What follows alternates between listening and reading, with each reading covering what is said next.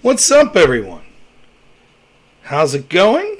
Welcome to the Normal America Show. Host robnoerr. It's going to be an audio-only show. Yeah, rah, rah, yeah. I need my beard trimmed anyways. A lot of white hairs on this beard. So, I got a good show lined up for you. Now, I know what you're thinking. Rob always says it's a good show. Listen, all those other shows I did are garbage. This is the one. Tomorrow's show will suck. Last week's show sucked. But this show, this is the one. Trust me. Nah, who am I kidding? All my shows are always good. Great to be here. I did a little stream in the car on my way to work yesterday, kind of giving for my fans on Twitch, kind of giving an update on what to expect this week. So we'll rehash some of the stuff I talked about, and then we'll hop into my new series, new type of show. We'll try to do at least one a week, though. We're going to have a bunch of them this week. Pointing the finger. Let's blame people. It should be fun. We'll see who I'm blaming tonight. Spoiler alert, read the title. And what we're blaming about.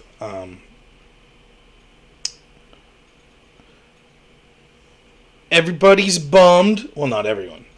We'll get some gloaters that come in here. That's okay. Gloaters welcome. Gloaters come in and boost how many people are watching me. That's fine. We'll promptly put them in their place. No problem. By the way, I don't mind gloating. Let's be honest. If we would have won the 2020 election or the 2022 election, we would have probably gloated. Though I have to admit, even if you go back and look at what I was typing, even before I had a show in 2016, I wasn't a big gloater. I really wasn't. I was more interested in getting to work to end the corruption, because I saw it as sort of a once-in-a-lifetime opportunity with Trump. And we'll talk about some of that today. Unfortunately, it didn't pan out through various reasons, mostly because the corruption was so deep and Trump was not very tactful at getting rid of that corruption. But I don't mind gloaters. I don't. We'll talk about that sort of thing. But before we get on that, we'll wanted to talk a little about my weekend. If you watched the show last night, you know what I'm going to say. I'll be brief. So you saw me do the 24-hour stream Saturday into Sunday. I took Monday off. Tuesday night I streamed. And then you haven't heard from me except a little car stream yesterday. Reason being, and I hope that I was clear about this, regardless of how the midterms went, Republicans could have won every single seat. I was not streaming last week, Wednesday, Thursday, Friday, because I had a little mini vacation with my family. And, I put a lot of effort into streaming, including the 24, which became a 25-hour stream, the Saturday before the election. And so, I thought it was fair to my family to take a little time off. So if you follow my channel, I have a son who's almost 2 years old. He had broken his leg a while back. I had the cast off for about 4 weeks now. But had to go back to the children's hospital for one last x-ray to make sure things healed up okay. So that was Thursday. And what we did was, because we live in sort of rural America, if we're going to go to Pittsburgh, which is the nearest city, we'll make a week of it. So we got a hotel and went to a children's museum, an aviary, went out one night for dinner with friends. We had a hotel with the swimming pool that Hank enjoyed. So, it was a lot of fun. The good news, best news from the day was Hank is completely healed. They don't expect any long-term effects. They said you could almost not even tell that it was broken the way that it healed up. He's back to walking normal. So I couldn't be happier with that. That's, and I know people don't want to hear this today. I get it. People were pissed off about the election. Me too. And let's be clear, the stakes are getting higher and higher. The authoritarianism's becoming more and more blatant. The siphoning of wealth, the sort of globalist agenda. But at the end of the day, we all end the same way. Like, we're all gonna, at the end of the day, 1,000 years from now, no one will remember us. So if you're a religious person, you have your religion. If not, and even if you are religious, you have your friends, your family, your loved ones. And that stuff's more important. Even as things decline, if you're doing it right, if you have a good network of people, and you have a good work ethic, you'll be okay. I mean, obviously, terrible things can happen at any time to anyone, even when things are going good. You could get in a car wreck, you could get cancer, obviously. I'm not telling you anything you don't know. And I know it comes off as smug, but I truly mean it. So, I was as pissed off as anyone Tuesday night, and then I let it all go Wednesday. I did a little tweeting in once we were back at the hotel, but I couldn't be happier. I was scared shitless that I was going to go into that hospital and they were going to say he's going to have long-term problems. He's going to have problems with his growth plate. And as quick as that whole happened, it really puts things into perspective of how lucky I am. I have relative good health myself. My wife has good health. My son has good health. I have the best wife in the world. I have the best son in the world. I have awesome friends and family. It's okay, And I know it's not that simple for everyone. People get bad breaks, but I do recognize that I'm one of the luckiest people that have ever lived.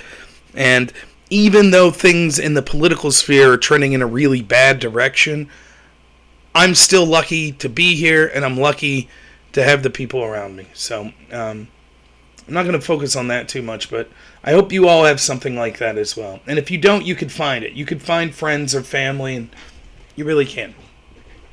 So that's what I got into this weekend. That was Wednesday, Thursday, Friday. I was up in Pittsburgh, and then the weekend we got the new washer and dryer completely put in. I had to install a new mailbox because the door broke off my mailbox and it started snowing and raining, so my mail was wet. So I went to Home Depot, got a mailbox, bought myself a ladder, which I've wanted for a while. Found a good price on I think it's an 18-foot ladder, so that'll be nice. And then hopefully I'll be getting Christmas lights up here soon. This will be the first year I put them up since we've lived in the house. We've lived there about 3 years, and I've been lazy, and we didn't have a kid. Now Christmas seems more fun with a kid. So, but yeah, that's where I was this weekend. I did put some tweets out there that are worth looking at. If you all follow me at @NorRobert on Twitter. Also purchased myself a blue check mark. Yeah, that's right. I'm better than everyone. Fuck everyone. I got a blue check mark. My primary reason for getting the blue check mark was hopefully that I feel like my stuff's not promoted, so hopefully that helps promote it a little more. Plus, it had features such as allowing me to put videos up to 4 minutes, which I want to start doing here. You have no idea. I'm very bad at editing, so when I do a video, it's one take, and I sort of have an idea in my head what I'm going to say. And when you put a video on Twitter, it has to be like 2 minutes and 12 seconds long or something to that effect. And oftentimes I'll do a cut that I like. It's 2 minutes, 40 seconds. And I'm like, shit, I got to cut 30 seconds somewhere. Now it's 4 minutes or so. So, I'll be able to put those videos up. And I had some really good advice kind of showing me what to do, that I should make sure that the subtitles are on the video there, because a lot of people don't have audio on when the videos are scrolling. So we'll make a push that way. Last thing. I do want to start putting out at least a short form video a day. This past 3-4 weeks at work have been incredible. They've been very, very strenuous, even by my standards. So I have to speak in generalities, because with HIPAA and stuff, you don't want to speak about people's specific medical situations. But I'll just say this. The way it works is there's certain criteria that have to be met through a nonprofit home health care service like I work for. And so the state does licensing once a year, and that licensing happens to be this week. So there's a lot of added paperwork, house cleaning, things of that nature that have gone into it. In addition to that, there are certain benchmarks that you have to meet. Like, you have to make sure that the people we take care of are going to the dentist every so often, and they're going to, any medical appointment that might be necessary, things of that nature. And the way it works in most of these companies is all of those appointments come up at the same time. So you'll work with 5-6 people, and it's like, oh boy, you go to work for 2 days, 3 days, and it's like you got to go to 7-8 medical appointments. So I've just been incredibly busy. Things should tame down. I've been coming in on days off when I wasn't on vacation there. So I do apologize. I promise I am going to get better. That's going to be a lot of the themes of the show tonight when we get into the topic here. So, oh, thank you. A new dating site for all tastes and ages. Wow. What a generous offer. I'll pass. I'm married, but thank you. Yeah, new dating. It's new. Finally, a dating site for the rest of us, right? Hopefully not all ages. Are you kidding? Let's keep it 18 and above there, sex bot. Come on.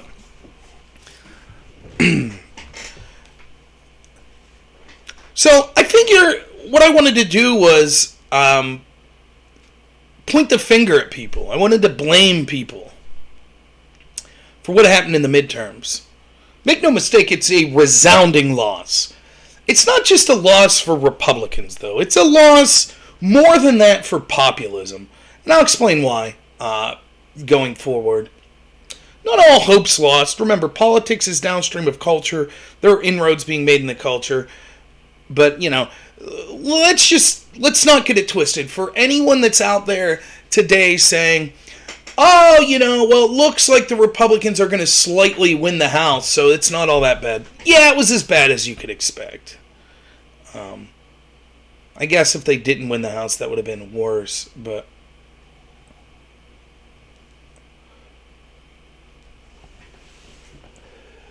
So, it's definitely a loss, and we're going to talk about what that means, and we're going to talk about who's to blame for that loss, and hopefully what to do going forward. That's kind of the idea of my shows here for the next couple weeks. And there's a lot of blame to go around. There's certainly what I think is the top reason, which we'll get to here in a minute. But that's not the only reason. And people want, the narrative right out of the gate was blame Trump, blame Trump, blame Trump. Trump deserves some blame. And I will blame Trump. But that's a far less significant issue than the top issues. But I thought, why not do one episode per thing that we're blaming, or person that we're blaming? Now, there might be some overlap. I'm going to try to keep these to roughly 2 hours, be ending at 11, because I do have work stuff to do. That's the plan. But I have a series of people that I want to blame and a series of shows, and so that's the plan. That's what we'll do here going forward. Now, Thursday, I do think I have an interview with Casimir, who you've seen. I was on their panel Tuesday. Casimir's a libertarian, a good guy. We fight, though. We argue. So what's the blame? Is it, do we need better candidates? Is it the party got too Trump heavy? Let me start by telling you what I won't be blaming. I'm not going to blame Democrats. I'm not going to blame election officials. I'm not going to blame the FBI or the mainstream media. All of those things absolutely played a big part. But we know what they are. We know what side they're on. Hey, what's up? A copium sandwich and some French fries. I'm all out of that. What we do have is a continuation of a massive transfer of wealth borderline World War III, continue indoctrination of children, and morons like you, no doubt, that will continue to cheer on your own enslavement. So have fun with that. But you're welcome to be here. Thanks for boosting my show. I'm not going to blame Democrats for winning. Oh, but they did this to win. They did that to win. That's fine. I'm not saying that that's not something that should be looked at. But that's not the purpose of what I'm doing here. I'm trying to look at people and things not on that side. I don't expect, for example, Democrats to say, you know what, let's get rid of mail-in ballots. Let's do that. Let's get rid of early voting. I don't expect that. So that's not really what I'm going to focus on here. So before I get on who I'm blaming today, let me give you a brief overview and tell you one more thing that I won't be talking about. Now, I am streaming on YouTube. You will not hear me talking about fraud.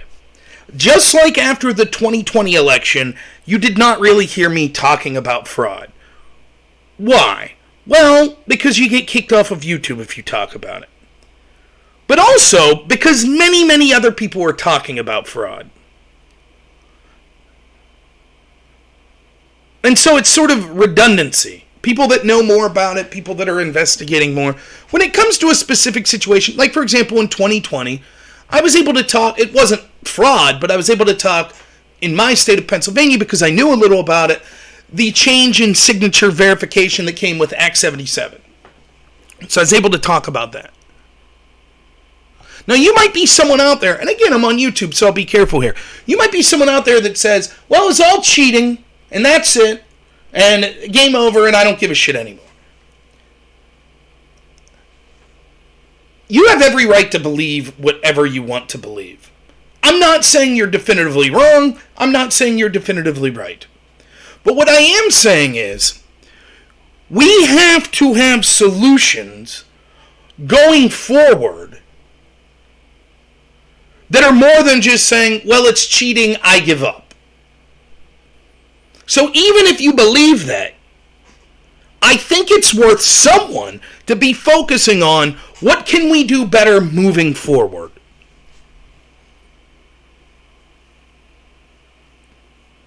The number one reason the midterms went the way they did, and again, that's it. I don't give a shit who comes on my channel and says, Rob, talk about fraud, say it was cheating. I'm not saying that. I'm not going to lose my channel. I think I think it's absurd that you get censored for saying things like that. But that's the way it is. And there are a million people saying that. I find that a lot of failures from people in the GOP and elsewhere are excused because people say, well, it's cheating. So we don't look at the GOP leadership. We don't look at the candidates. We don't look at Trump. We don't look at what we could have done ourselves. We just say, well, it's cheating.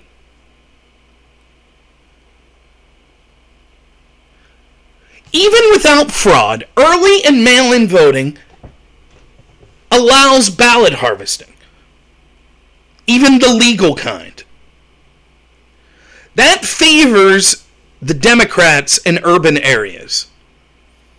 There is a new type of voter that's not captured in polls, and that is the disinterested voter.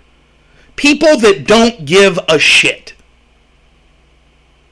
Now they get a ballot mailed to their home, people in their community, whether it be people in their church, people, their neighbors, their friends, people from the Democratic Party, whatever. Fill that ballot out, get it in now, get it in now, get it in, get it in. These are people that don't give a shit. Whatever, it takes 10 seconds.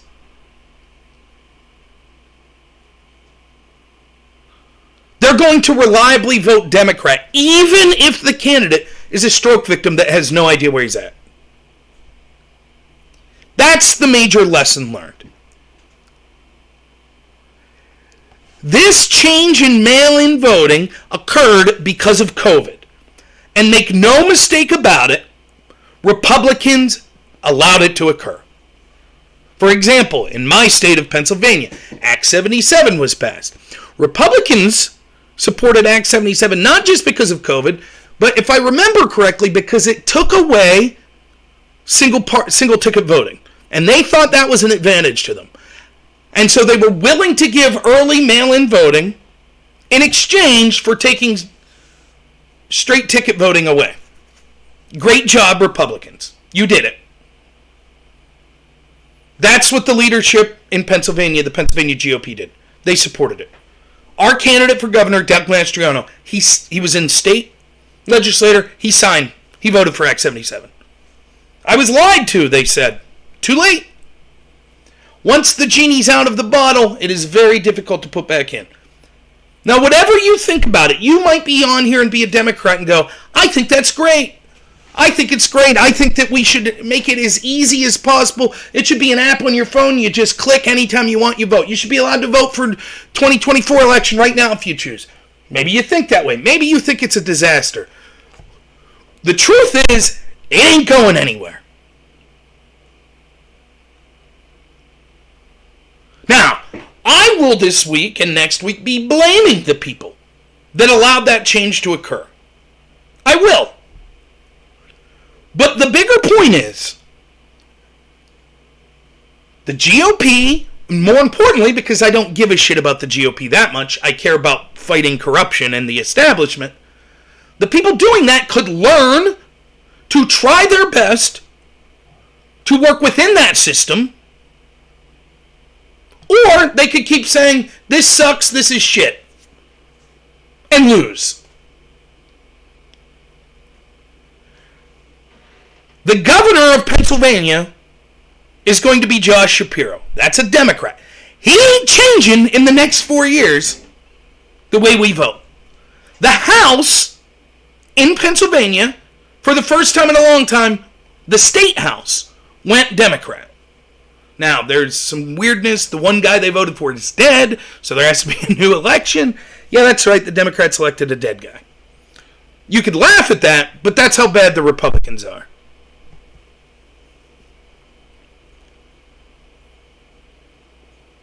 That's why I'm not very sympathetic to hearing, it's one thing us, what power do we have? We're regular people, but I'm not very sympathetic to hearing people in GOP leadership roles say, but we think that there was fraud. Let me be clear in case you're just joining me. I'm not talking about fraud. I'm saying that these systems basically ensure Democratic victories even without fraud.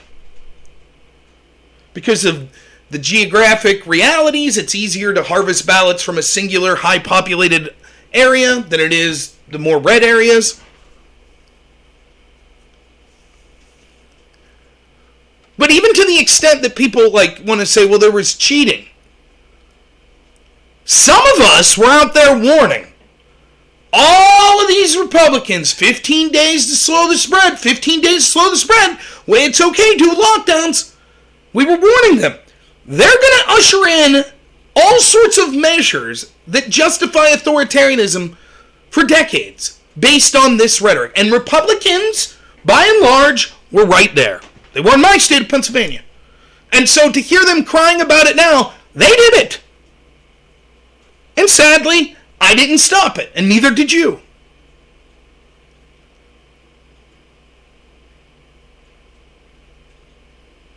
Yes, the establishment, and at this point their party, the Democratic Party, has every institutional advantage. In order to beat the establishment at this point, you have to be damn near perfect. It's not enough to just have the majority of the country say, we think the Democrats suck, we think the country's going in the wrong direction, we think this guy's a stroke victim and doesn't know what he's talking about.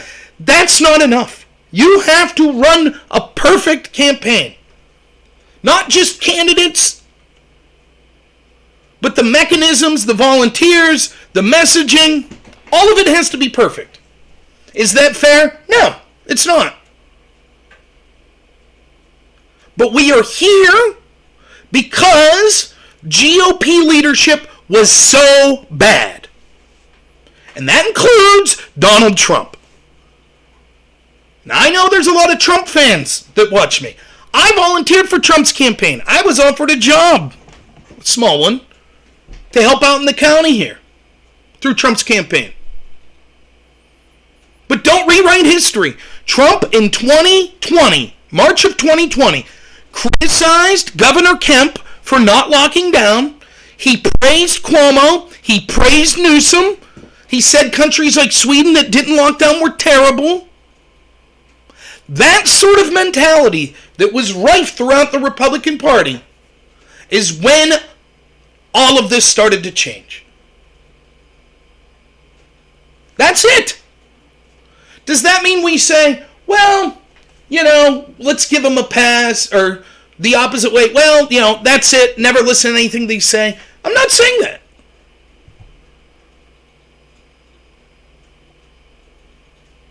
But that's where the problems start. And so I'm pointing the finger because I feel like pointing the finger because it makes me feel better. But also, more importantly, because you can't win until you admit you lose. And I said this in 2020 and no one wanted to hear it. I had people calling in left and right in my show. The Supreme Court's going to overturn the election. You'll see. Military tribunal's coming. And I was like, are you fucking nuts? Are you nuts? If you can't admit that you lost, and I don't give a shit why you think you lost. Was it fraud? Was it mail-in voting? Was it Trump? Was it the candidate sucked? Was it Roe v. Wade being overturned? Whatever. It doesn't matter why you think we lost. You have to admit that you lost. And then the next step is saying, why did we lose? And how can we change it going forward?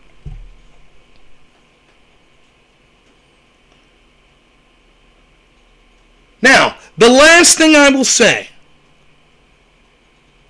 Aftershock wants me to talk about Trump versus DeSantis. I'm not going to talk about it a lot tonight, but I want you to keep this in mind as these shows go on for the next 2 weeks, where I'm blaming people. This is the framework for which I'm viewing things. I think the reason I said that it wasn't the GOP that had the biggest loss, it was populism, is because the message is winning right now from sort of the establishment GOP that the problem is Trump and Trump-like people. Therefore, if only we would go back to the Jeb Bush, Mitt Romney Republican Party. It looks like Kari Lake's going to lose.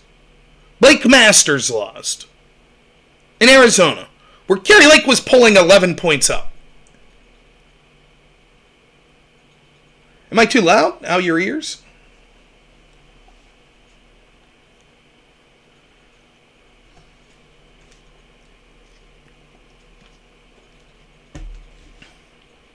Yeah. So Lake, it looks like lost.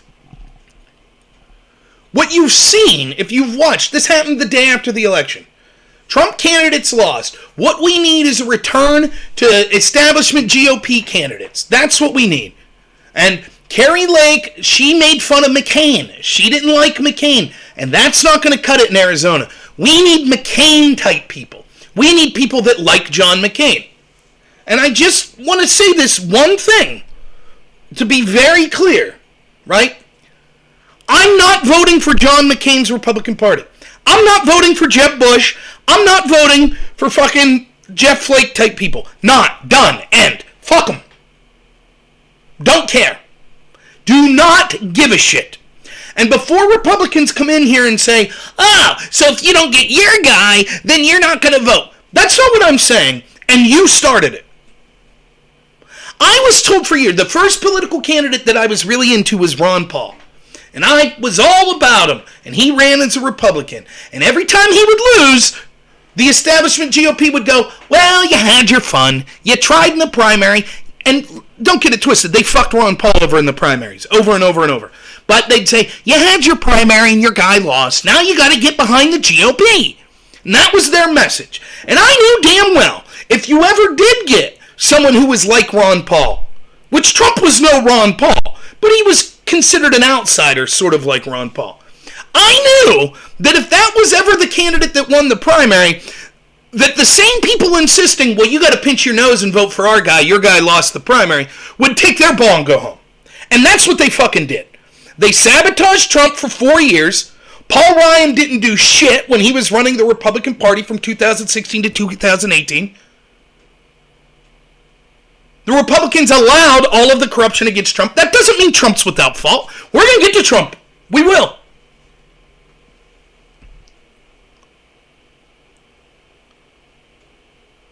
So if Republicans think this, I'm open to a litany of types of people. There are things to not like about Trump. I'm willing to make compromises.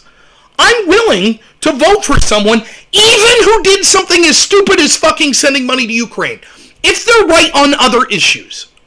But I ain't going back to Jeb Bush. It ain't happening. And they're going to try to gaslight you and be like, oh, the Trump people, it's Trump or nothing, oh, blah, blah, blah. That's who they are. They wanted Hillary Clinton to win in 2016.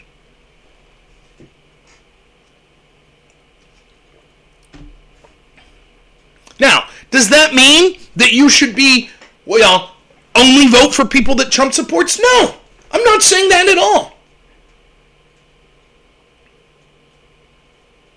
But what's going to happen is the establishment GOP is going to say, see, the problem is Trump. And not just Trump, the problem is populism. So, like, the people that are talking about, corruption in our government, they need to be quiet. The people that are talking about corruption sending money to Ukraine, they need to be quiet. We need to get behind the Mike Pompeo-style Republicans. The people that are, against the FBI as a corrupt entity, they need to be quiet. The people that want to yell about lockdowns and things they need to be quiet. What we need is tax breaks for corporations and more neocon wars. That's the Republican Party we need. That's what they'll tell you. They could fuck right off. I'll vote Green Party before that shit.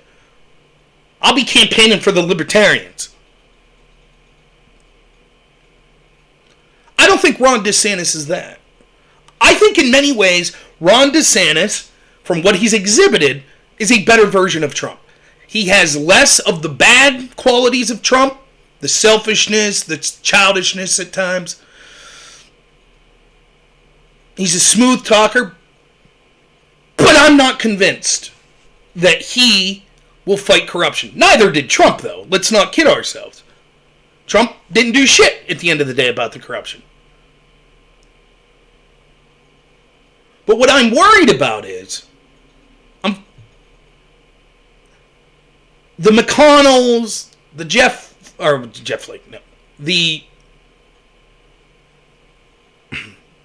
Paul Ryans, the Kevin McCarthys, they're going to be in DeSantis' ear for 2 years, right?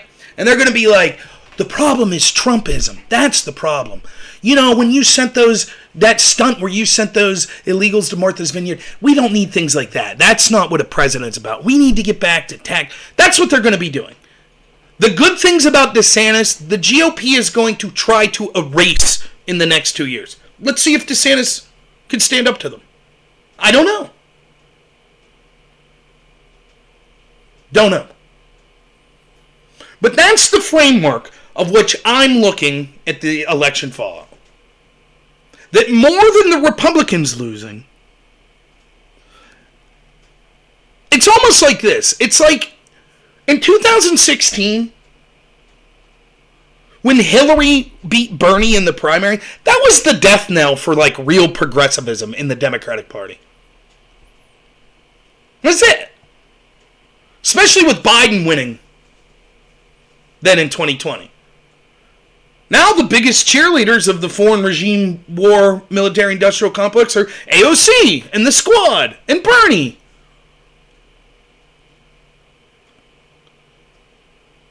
Not so much the progressive policies they promised. Fuck, they couldn't even get the student loan forgiveness. That was just a bullshit to buy votes that everybody knew wasn't going to go through.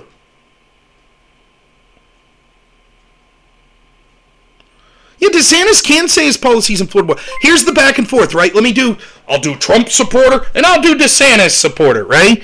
Because he can't see me, right? Trump supporters say this. Well, DeSantis locked down. DeSantis did lock down, right? It's true. But DeSantis supporter would be like, true, but Trump embraced lockdowns. Also true.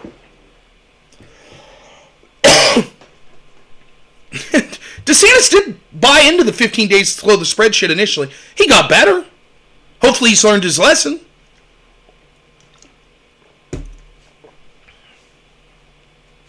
That's where we're at.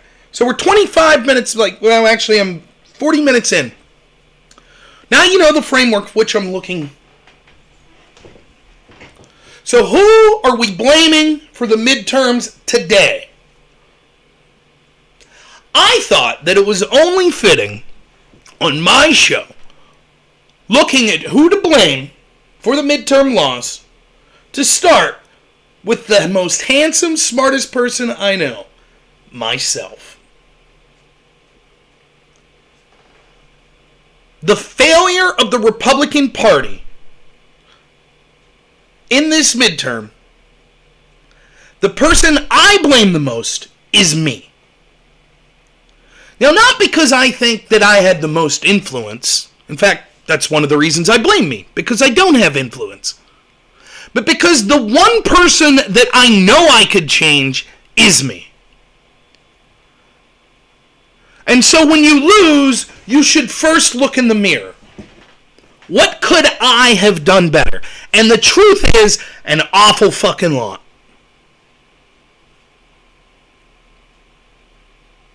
I could have been out there knocking on doors. I could have been fighting against the leadership in the Republican Party in Pennsylvania more. I could have been working on my channel more. I could have done more in the primaries. I could have ran. I could have. My messaging could have been better. Now, I can sit here and tell you how smart and great I am and all that shit. But the truth is, for over 6 months, me and Lecture Fan did shows looking ahead to the 2020 midterm, and I was consistently saying that Republicans would win 52 seats in the Senate and 235 to 240 in the House. And I couldn't have been more wrong.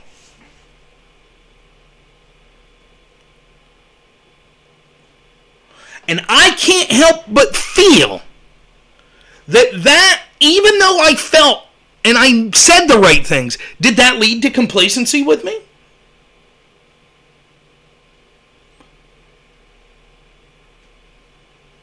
Did I take my foot off the gas because I thought, oh my God, Biden's such a disaster, this is going to be easy? I don't know.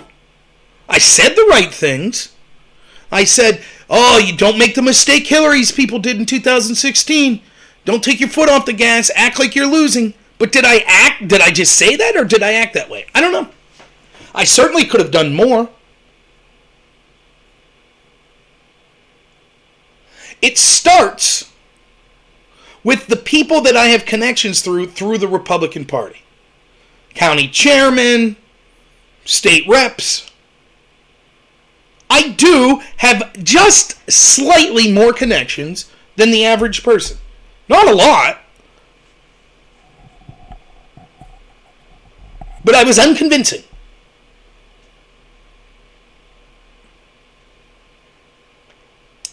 I tried my damnedest in 2020 to tell them that the lockdowns were terrible, that all the mail-in voting was terrible. I failed at that. But where I failed this time wasn't just them picking bad candidates like Dr. Oz, but it was that I failed to impart and even understand with clarity just how radically the game is now changed forever because of the way this voting occurs. I talked about issues. Now, you still have to talk about issues. But it's not as important as it used to be. debate. I love talking to people I disagree with. I debated in college. I love the game of debate. I love that it makes you think better. I like disagreeing with people. And so I have a soft spot for debates are important. And not just debates like Fetterman versus Oz debate. Debates as if, even if you're not in the same stage, you get your message out there and your opponent gets their message out there. Debating ideas. That's only 10% important now. The ideal Democrat candidate at this point is a blank name. That's it. The less that a candidate can show themselves, the better they are. A stroke victim is actually a very, very strong candidate. The Democrat that, and you don't believe me, look this up. There was a Democrat who died before the election. He won. That's a very, very strong candidate. The blank slate is as strong as a candidate that a Democrat will ever get. I'm not joking at all, to be honest. I'm really not. And I'll explain why. Because the Democrats control the narrative, because they control all of these institutions, academia, the entertainment industry, social media, corporate America largely, the media, they win elections by demonizing their opponent. It does not matter what the positions of the Democrats are. It's irrelevant. The only thing that announcing your positions do could harm you. Instead, you sit back and you allow the institutions to shape the narrative for you. And they will. Now, traditionally, even though that was a huge advantage for Democrats and establishment, you're able to put forth an effort in that final month. Put all your eggs there. Push how bad they are. The lies, the terrible policies. And then people saw that. And they went to the polls. But you can't do that for 2 years. You can't. You just can't.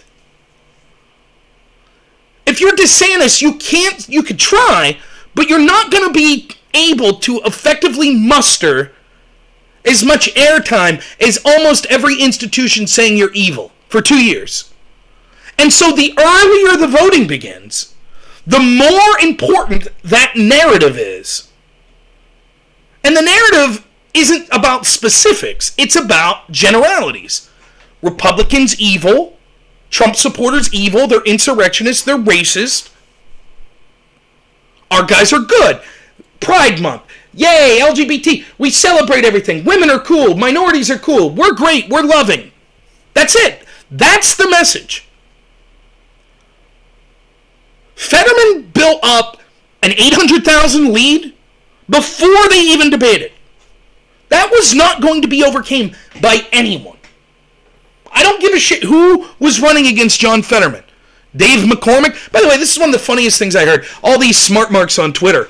Well, Oz was terrible. Oz was terrible. He was a carpetbagger. He lived in Jersey and he came to Pennsylvania. That's why it was terrible for Trump to endorse Oz. He should have endorsed Dave McCormick. Guess where Dave McCormick lived? Connecticut. He just happened to be the more establishment. Don't get me wrong, Oz sucked. You heard me complain about Oz. Of course, I told the man to his face I didn't like him. Terrible candidate. But if the issue was, well, it was because he was from New Jersey, we should have put Dave McCormick in. He was from Connecticut. A hedge fund manager with ties to China. Yay!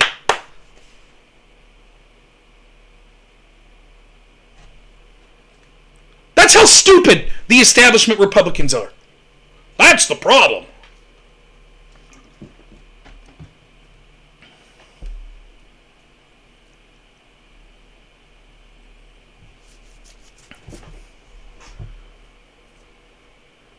So a non-candidate is the best candidate for the Democrats now. Candidate quality only matters for Republicans. And it does.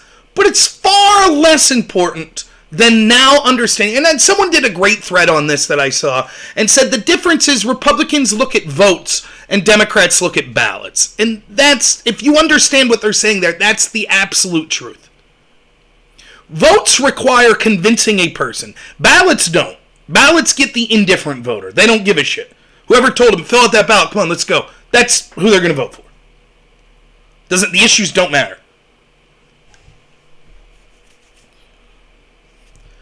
It was my failure to not see that.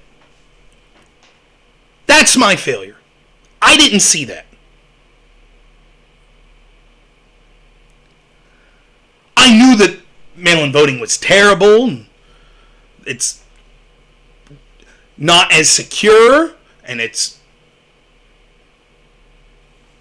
problematic because you could find out something 2 weeks before the election that would change your vote, but it's too late, you already voted. But I didn't understand how it was able to change the game completely. That's my fault. Now, honestly, had I seen it, could have I changed anything? Probably not. But that's my fault, too. I could sit here and bitch about, I'm shadow banned on YouTube, and I get banned all the time, and on Twitter, and this and that. And all of that's true. But it's still me that failed. I know what YouTube's about. I know what Twitch is about. I know what Twitter's about. I still choose to engage on those platforms, and I fail. And all the bitching and moaning I will do in the next week or two, blaming people, the truth is, I don't have influence over them. I have influence over me, and I failed. And I was lazy, and I could have done more, and I didn't see things correctly, and I didn't reach enough people. I failed. Nothing I say after this changes that truth.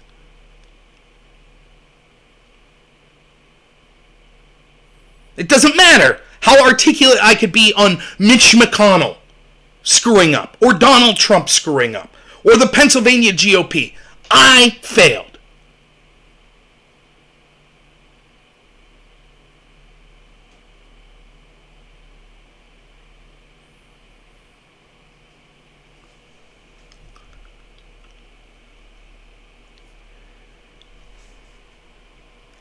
So what can I do? Well, I could grow my channel. I could become someone who actually has influence. I have two sort of areas, and I'm only talking politics because, again, don't get too depressed. Your local politics is more important. Your family life's more important. But when it comes to political change, I could operate within the Pennsylvania GOP, which I plan on doing, and then I could operate on my channel. And the more influence I get on my channel, the more influence I'll have within the Pennsylvania GOP.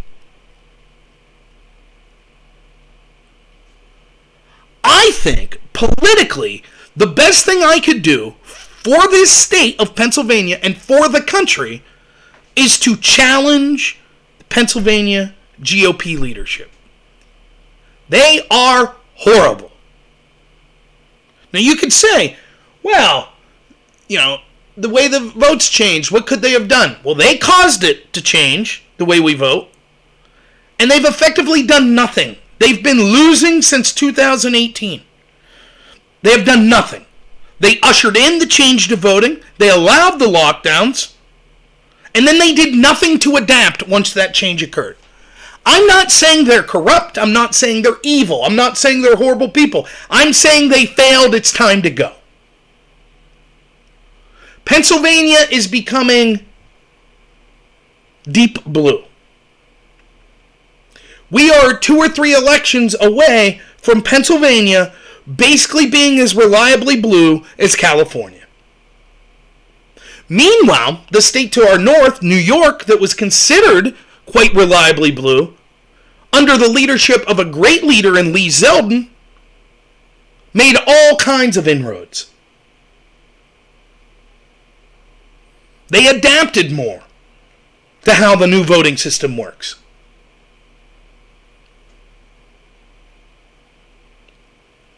That's what I want to do. I want to get in connection with people that ran Youngkin's campaign and people that ran Zeldin's campaign and have them come into Pennsylvania and get leaders in the Pennsylvania GOP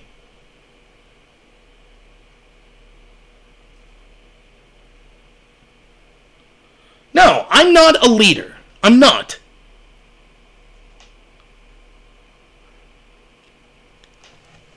I'm too populist.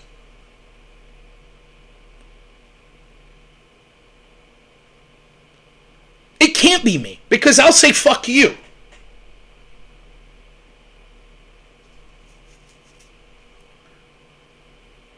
If you're leading the GOP, you have to care, first and foremost, for the GOP. Or step down. I can't do that. I can't. But I could push for good leadership, which is what I intend to do.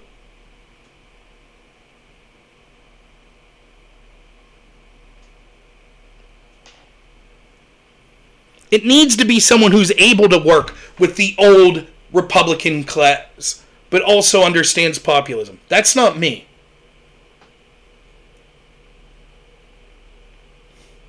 I'll tell you a story. This is a true story. My friend Carlos could back this up. Now, this wasn't the state GOP. This was the state Trump people.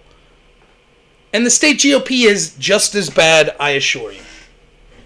When I volunteered for Trump's campaign, one of the first things that I had to do, they have it, as you would expect, they have it broken down into leadership roles, like a corporation or something. So you got the people, the low-level people, which I would have been, and then above me is people that are running, like, counties, or 3 or 4 counties, and then above them is people that are running, like, sections, like, 4 people in the state of Pennsylvania or something like that. Then there's the head in Pennsylvania, and then they're talking to the head person nationally, and then they're talking to, Trump's campaign advisor.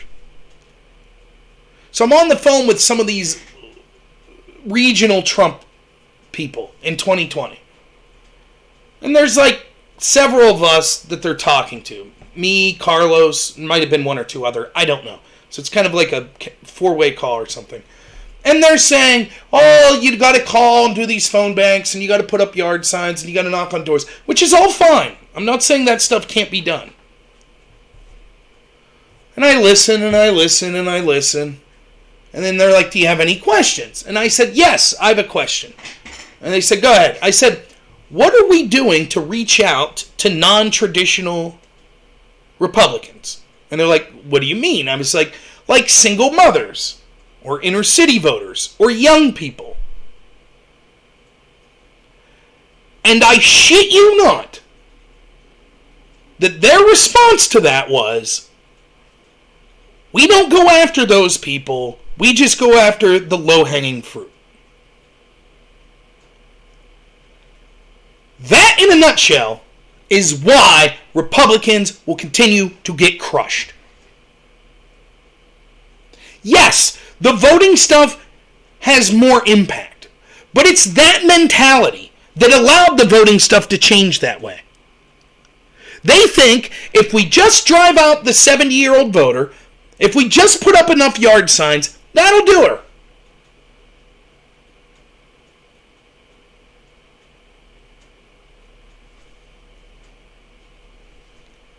The Republican messaging was horrible. The candidates' messaging in Pennsylvania was terrible. Lockdowns, economy, crime, the border, indoctrination of kids. That's it.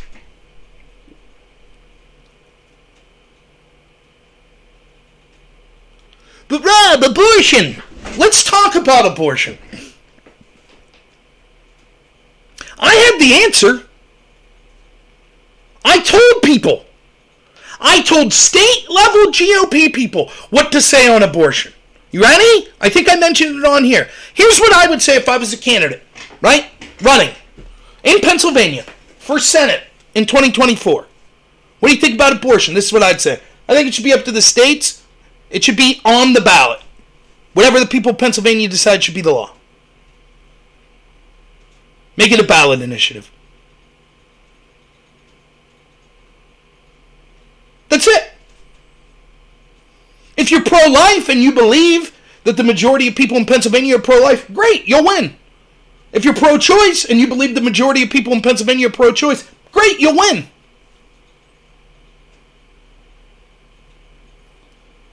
More likely is it'll end up being something that's more akin to allowing abortions up to 15 weeks or something like that. Now that might piss you off.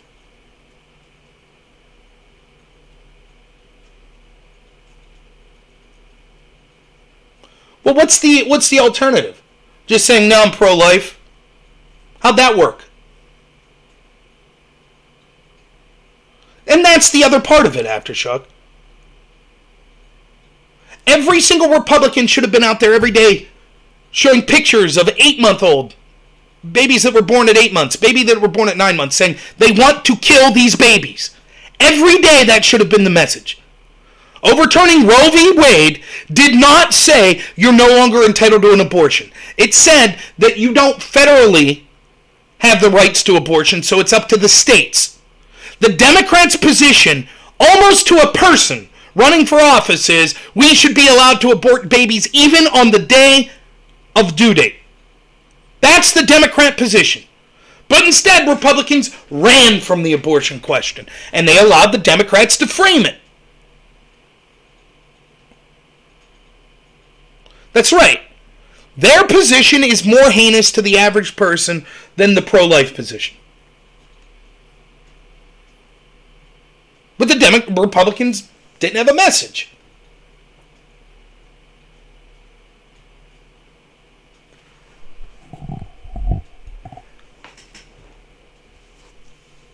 That's my failure. There was a guy that ran, I don't know. One of the candidates for governor who dropped out early, I talked to for probably 3-4 hours on the phone.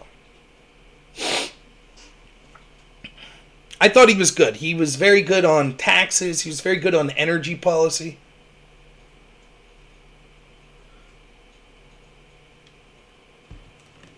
But I was trying to explain, those are the only issues that matter.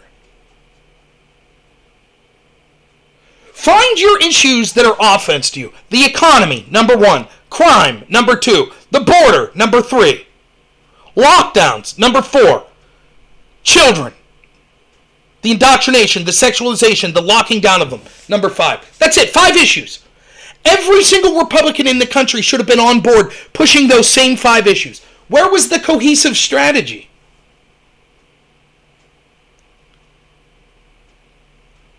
Those are your offensive positions. Then you look, what are we going to be attacked on? And you say, how can we turn the argument to make it a weakness for our opponents?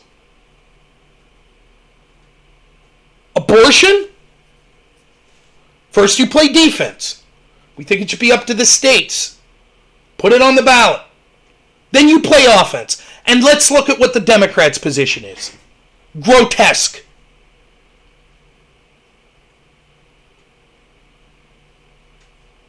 Guns were not a major issue. They weren't. They're an issue. They're not a major issue.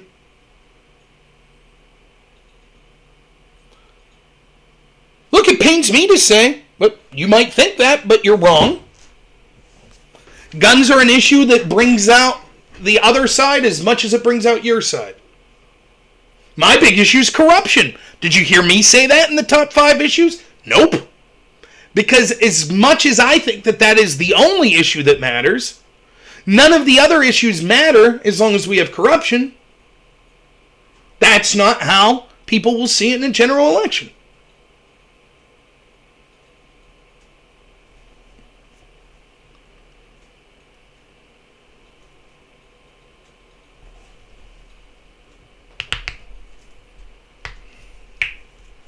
But I couldn't convince people of that. I failed.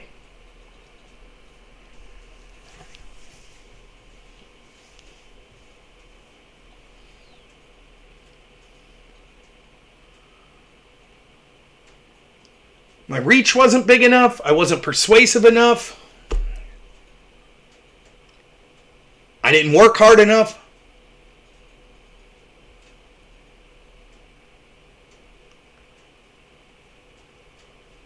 And I just want you all to remember that as I point the finger elsewhere here in the coming days. But more importantly, I want me to remember that.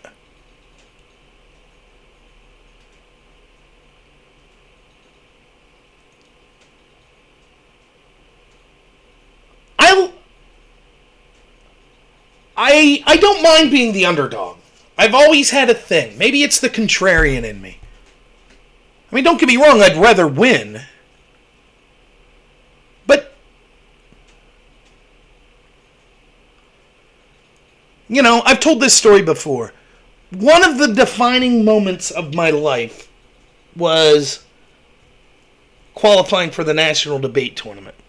And the National Debate Tournament, I'll just talk about this briefly, do a 30-second rundown.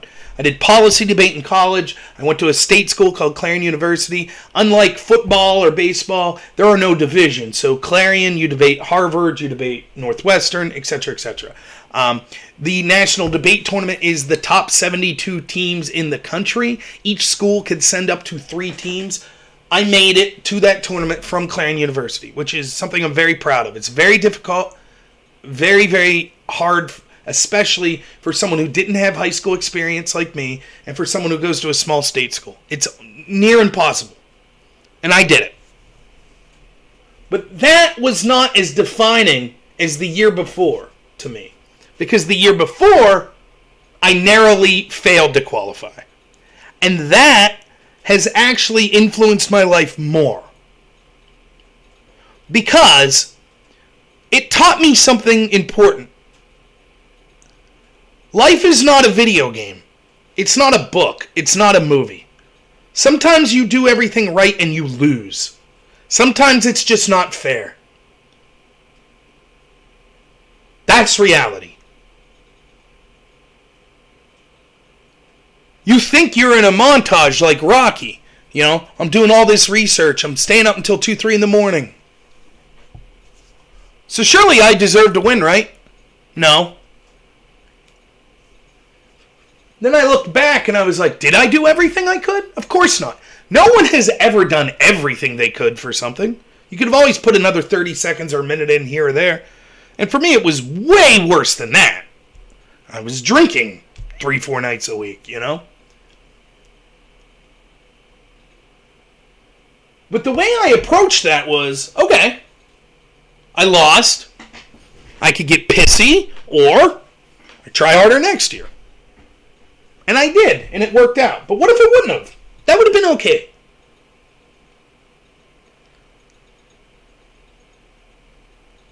The important thing is I know I did pretty good. I tried pretty good. Could I have tried better? Sure. But I did pretty good. And I'm pleased with it. And, you know, the pressure of that, me and my friend, who was my debate partner, you know, we got real shitty with each other like a month before the qualifying tournament because the pressure was crazy. We both had crazy things going on in our life. And we both just kind of decided it's not worth losing our friendship, you know, for this game. And then we relaxed and we won.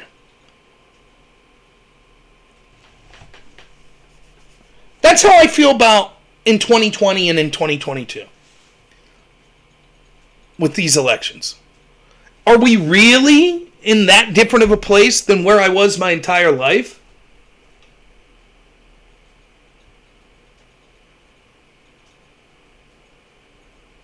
Not really. Before Trump, I was like, puppet on the left versus puppet on the right. No one's there representing me.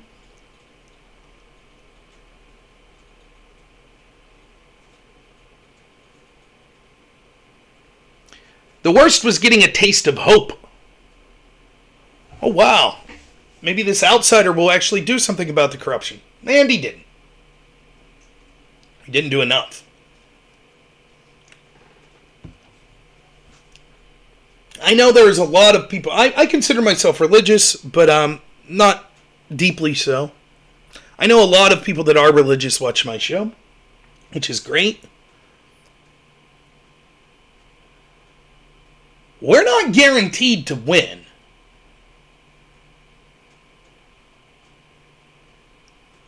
This QAnon trust the plan bullshit is just that. It's bullshit. Oh, it's all figured out. We win in the end. No. We might. We might lose.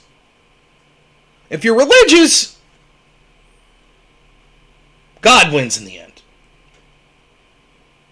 But that's bigger than us here in this moment of time. We may lose. We may lose for 60, 70 years and then start winning. I'll be dead. We may lose and the United States will cease to be a world power. That could happen in my lifetime. Maybe sooner than we realize. We may lose a nuclear war.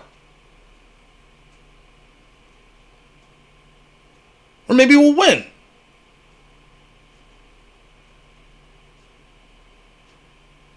But for me, the important thing is knowing that I tried to push things in what I thought was the right direction.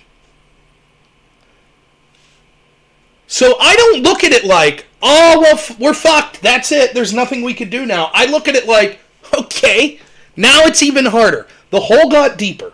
Now what? How do we start clawing out of this? Well, first we stop digging. And maybe we won't. Maybe we'll keep digging. But that doesn't mean I'm going to stop.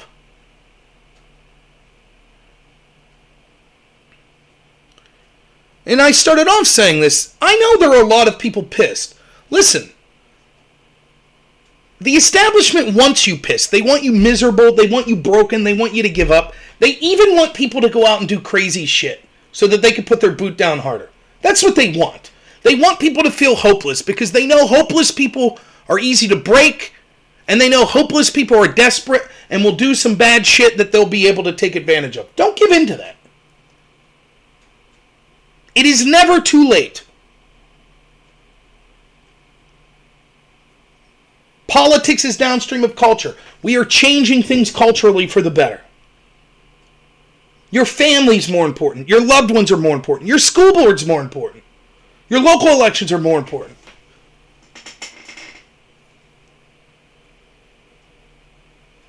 Laugh at the absurdity of it. That's where people like Alex Stein get it right. Jim Bob, I interviewed him. He was a cartoonist. Sometimes all you could do is laugh at it.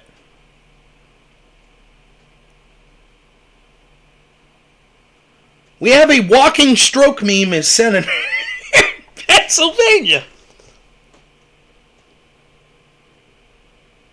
Just laugh at it. Don't let the bastards get you down. Don't be those screaming at the sky people that you saw when Trump won in 2006. Don't do it. If you have to, tune out politics. But don't be that. That's the fucking worst. And people say, but Rob, don't you yell? Yeah, but I yell all the time. I yell when we're winning. I yell when we're losing. I'm not yelling like that. I was live in 2020 and 2022.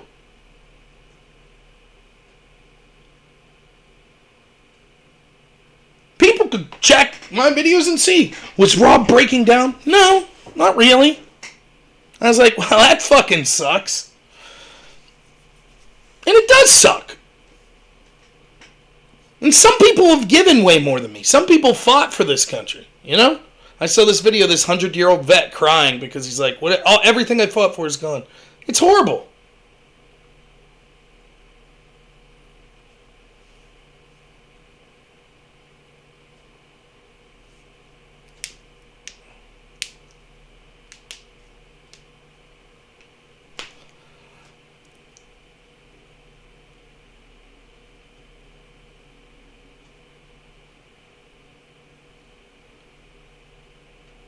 Things aren't that bad. They're bad. They're going to get worse. But of all the people that have ever been born, I got to be amongst the luckiest 0.0001%.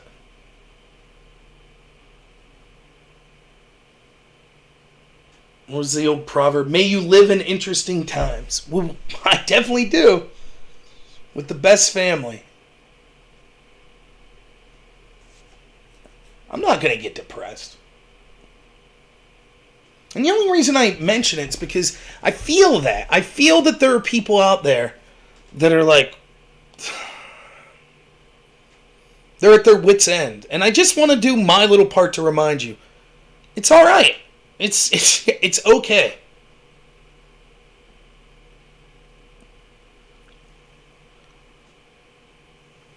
You know, I was talking to someone on Above Top Secret. You know, I said your family's more important. Your state level and your local level is more important. And if you need to feel this way to feel better, listen. The lefties that you probably don't like, the ones that are the worst, that are the, trying to cancel you and all that shit, they're going to get it the hardest.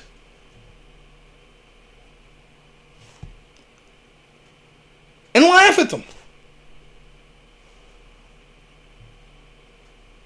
The establishment is not their friend.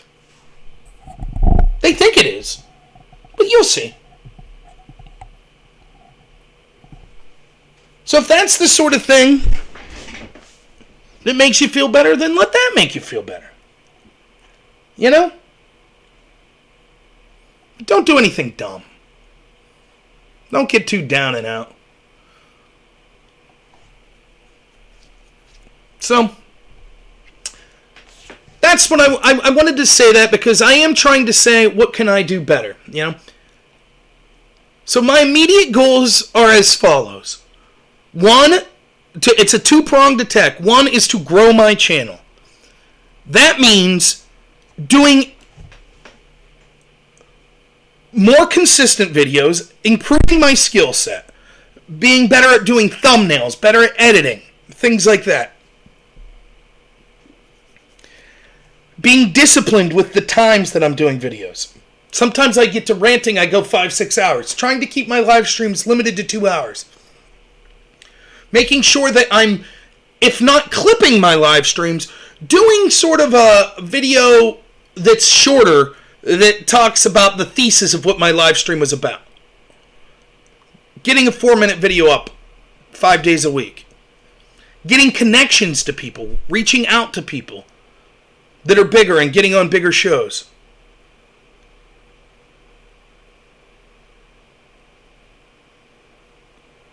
I might be doing less debates. Which is sad because I love debating. But I don't think it's useful anymore.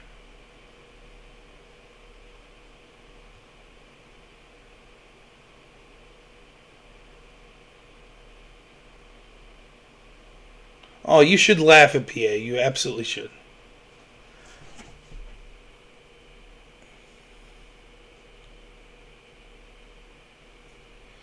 Third party would be ineffective at this point. You could try to get a populist grouping on the left and the right together, which I have tried to make that case. You have more of a chance of reforming one of the two major parties, and you have no chance of reforming the Democrat Party. So you have the only chance is to have populist candidates run as Republicans. Like Tulsi Gabbard's a lefty, but she understands this. A third party, they're going to be dealing with everything Trump dealt with times 10. It just won't happen. Mitch McConnell and Chuck Schumer and the people like them aren't going to allow a third party. It just won't happen. All of the problems I talked about with the institutional mechanisms will come down even harder on a third party. So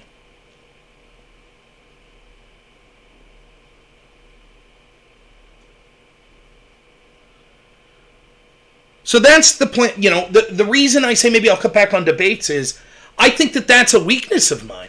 I'm still in this mindset where it's like, well, if I win that my ideas are better, you know, then people will see that. I don't think that's the case anymore. I don't think I even want to give much air. I'll talk to people I like on the left, but what's the point? It's just tribalism at this point. There's no need. I'll make my points. I'll get my voice out there. Probably not. I'll probably still be debating, but it's not going to be the center of focus.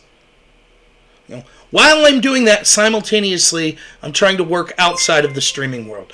I'm talking to someone who's considering some radio station things, where maybe I'll get a radio show to try to connect to a different type of audience and try to merge them with this audience. I want to reach out to people in the Republican Party, in the GOP, and do my best to try to have some input in the direction that the leadership goes. It might mean being more calm with them, because I understand that they have feelings. I don't give a shit about their feelings at all, but I understand that you got to play nice somewhat if you want to incrementally change things. So, that's going to be my central focus.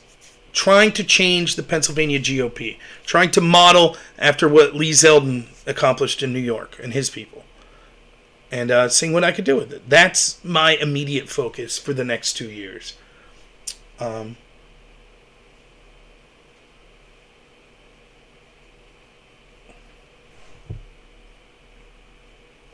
Two black pill bleezers. It's definitely over if you say it's over and you just quit. Then it's definitely over. It's like 99% over, but there's still 1%. So you got to keep fighting.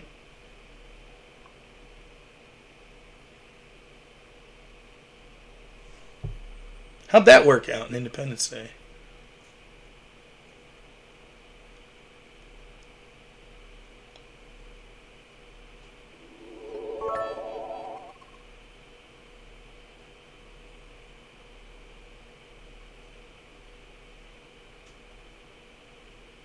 Yeah, it's not 99%.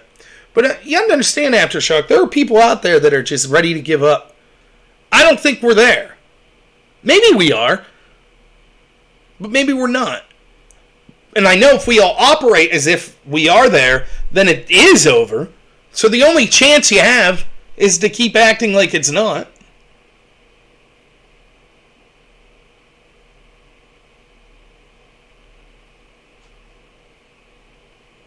Oh, we got a hype train going?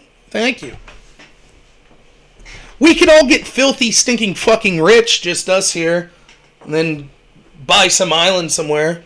That'd be alright. I think we'd have a fun community. Nah, Jimmy, both sides aren't... Or, I'm sorry, Janet. No, you're wrong. Both sides aren't fighting for the future of this country. That's not true. That's not true at all.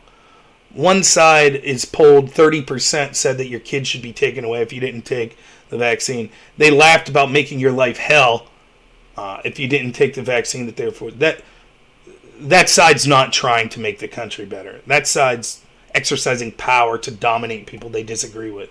They could lie to themselves and say, well, we're doing that. We're punishing you, and we're doing all this heinous shit to you, and we're censoring you, and we're, telling you that you can't go to work and you can't. Bullshit. That is absolutely...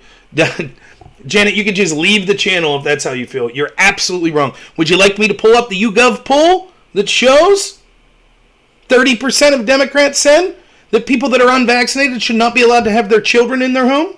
You want me to pull that up? You want me to pull up Democrat after Democrat politician admitting that they wanted to make your life hell if you didn't? Yeah, we'll see you, Janet. Yeah, absolutely.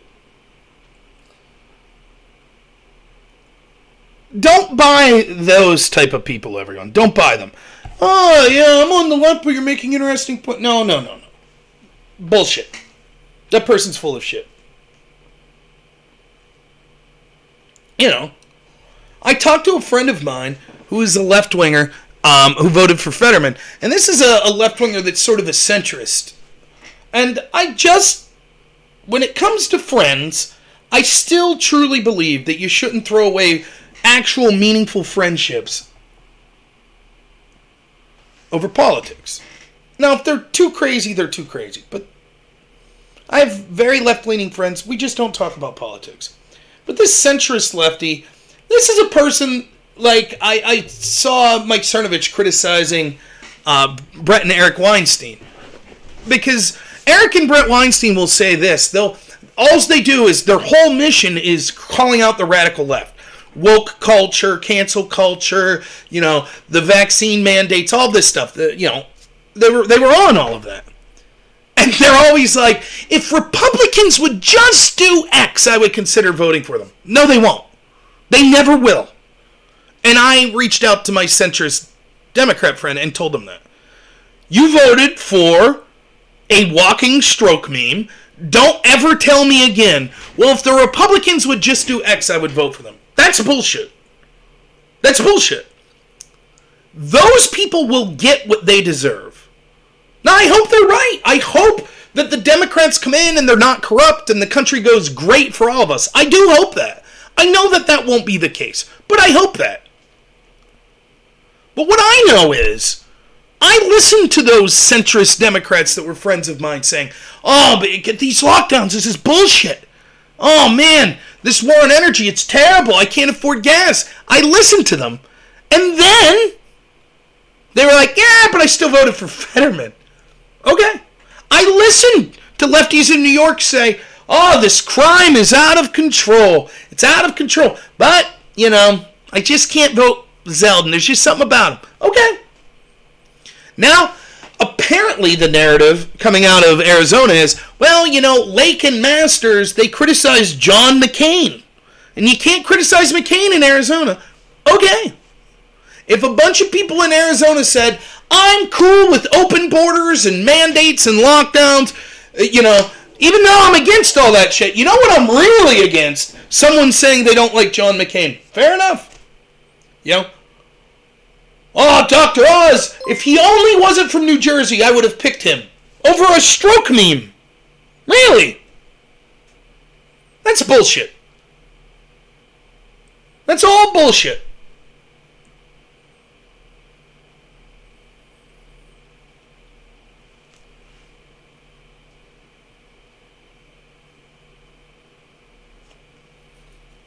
There are people on the left that are good people. There are. And they'll vote Democrat, and they're still good people. I think they're duped. They're dumb, ignorant. But I'm not going to listen to someone tell me, both parties are trying to do their best. No, bullshit. See ya. Whoop.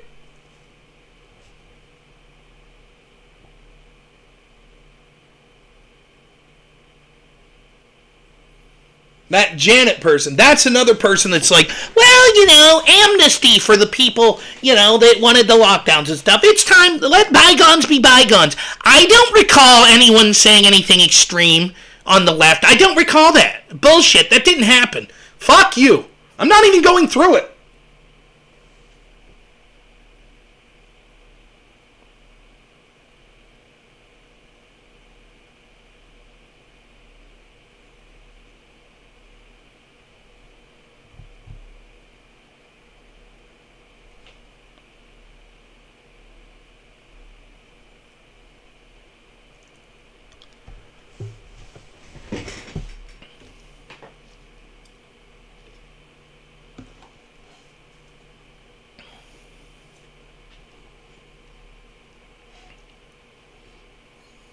Yeah, the gaslighting, it's absolutely incredible. We all do this, right? I misremember things all the time. Here's something that I was correctly called out on. And this actually happened. When Biden was like, we're going to nominate a black woman to the Supreme Court, I was like, what shit? That's so ridiculous. If you nominate the best candidate and it happens to be a black woman, I don't have a problem with that. But to limit your search to black women is sexist and racist. And I said this, and someone was like, well, did you say anything when Trump said that he, when it came to Amy Coney Barrett, that he was going to nominate a woman? And I was like, he didn't say that. Yes, he did. Well, shit. You're right. I didn't say it. I don't recall him saying it.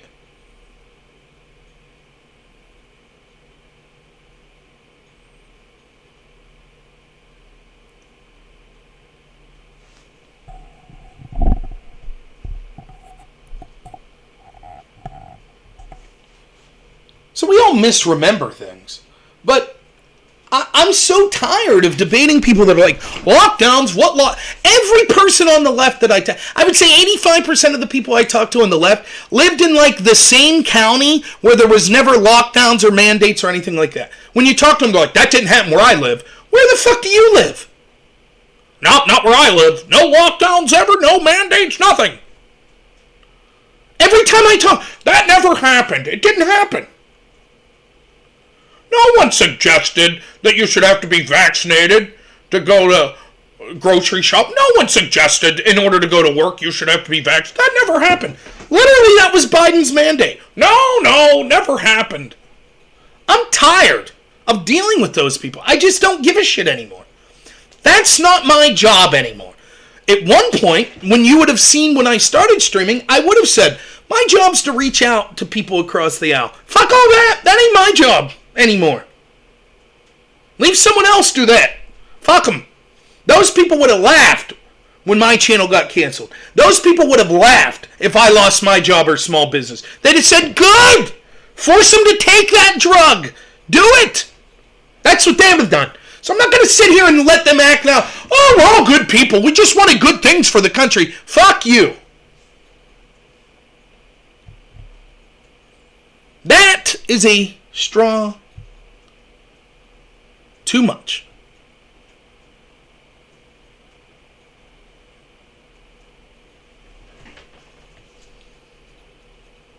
Now, if they say, yeah, that was horrible, that's different. But I'm not here for the kumbaya shit.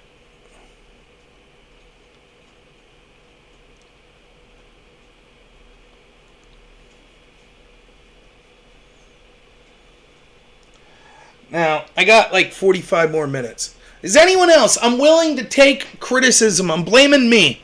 If anyone got anything that I should be blamed for that, I'm willing to listen. If anyone has any suggestion of what I could do better, or saying this is where you went wrong, I'm willing to listen.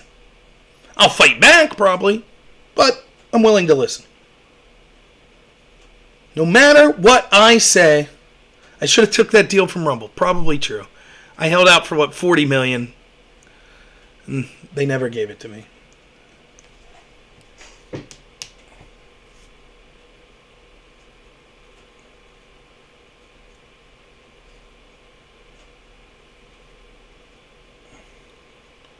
Yeah, I know. Courtney and you told me. Should have took the money. I had someone tell me the other day, I'm not even bullshitting. I had a QAnon person tell me that they wanted to know what organization is backing me financially with all of my expensive equipment that I use to stream. Meanwhile, I'm talking into a mic that I purchased for $19 at Walmart on a laptop that overheats. My camera's broke. Well, that's. Don't worry, we'll talk about QAnon this week too. Maybe that'll be tomorrow's show. That's the level of that intelligence. Boy, this Rob guy's living high on the hog, flaunting his money around. Oh man, good stuff. Aftershock says, I kiss too much ass when it comes to bigger streamers and it needs to stop. Who? Who's the bigger streamer? Dylan Burns?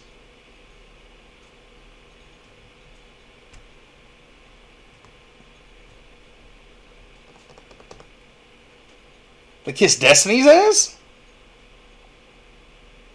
I don't consider...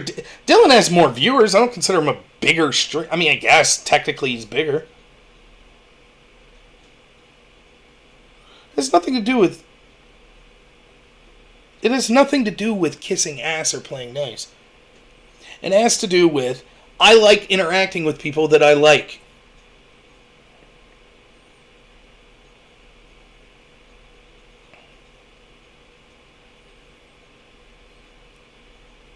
Now, I do go in for dunks.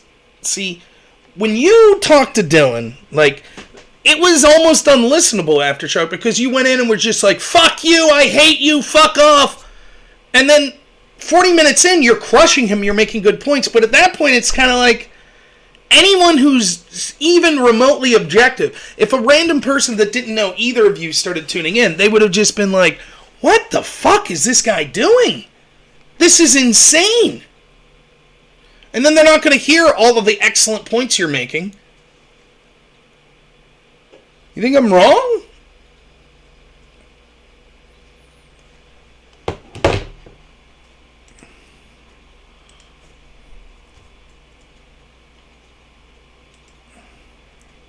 One second.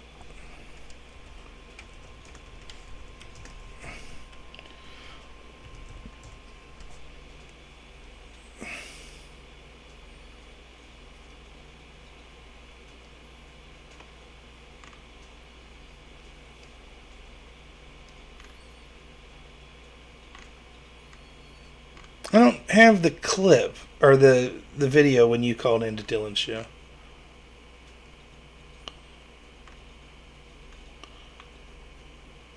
If you have it, Aftershock, post it. We'll play a little bit of it and see what people think.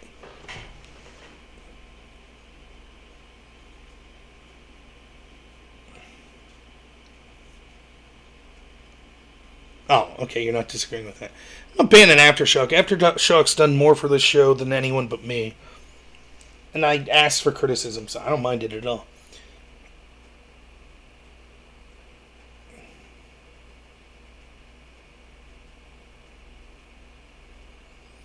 Right, so where's the middle ground? I mean, does anyone think when I talk to Pisco and Dylan Burns on the 24-hour stream, does anyone remotely think that Dylan looked good? You want to see some clips?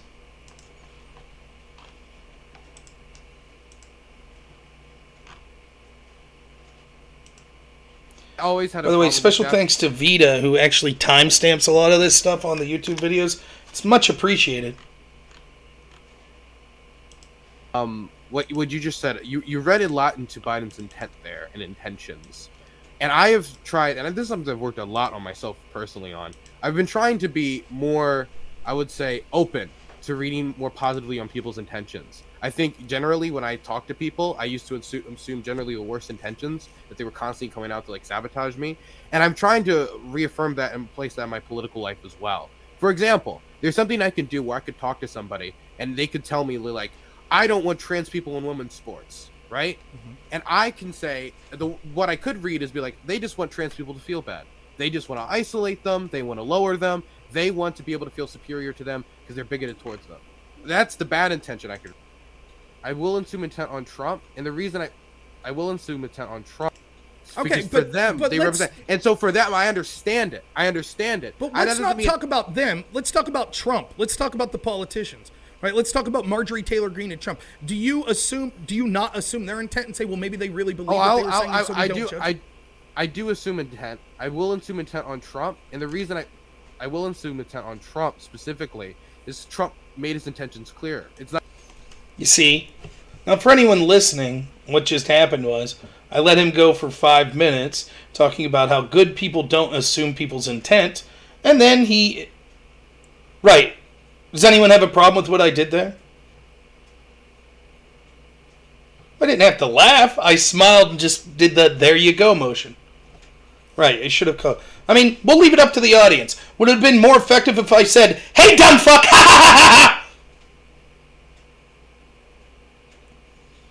We'll see what the rest of the audience thinks. I don't think that that's really effective messaging. But maybe I'm wrong. Maybe that's what the audience thinks.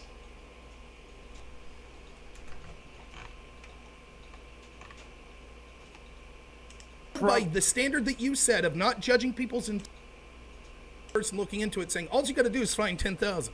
Right? He thinks that the fraud was massive, and he's saying, I basically only lost by 40,000 votes, give or take, in a few states.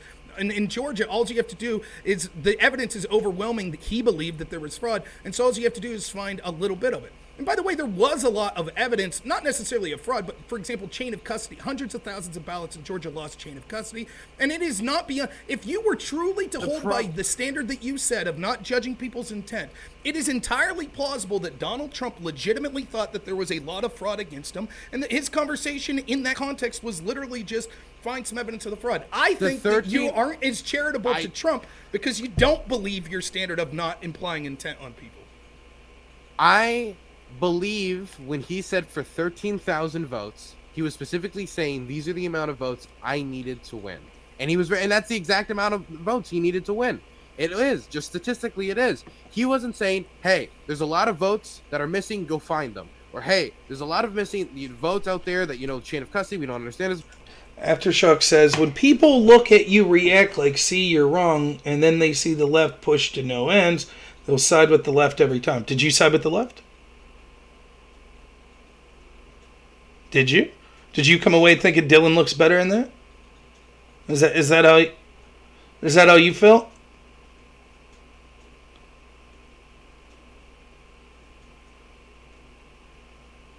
Right. So then who?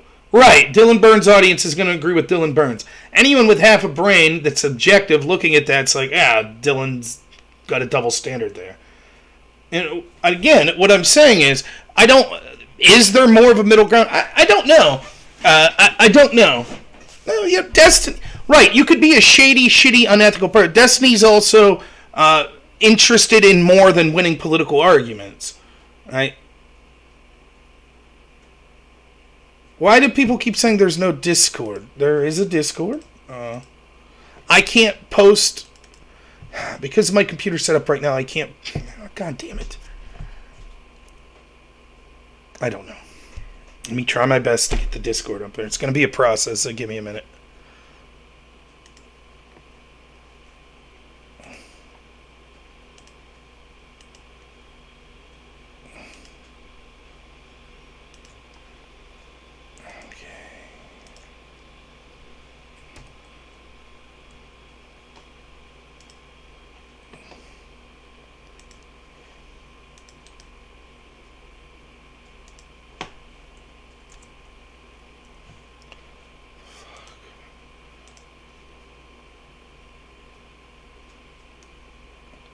I don't know. The link's so stupid on Discord.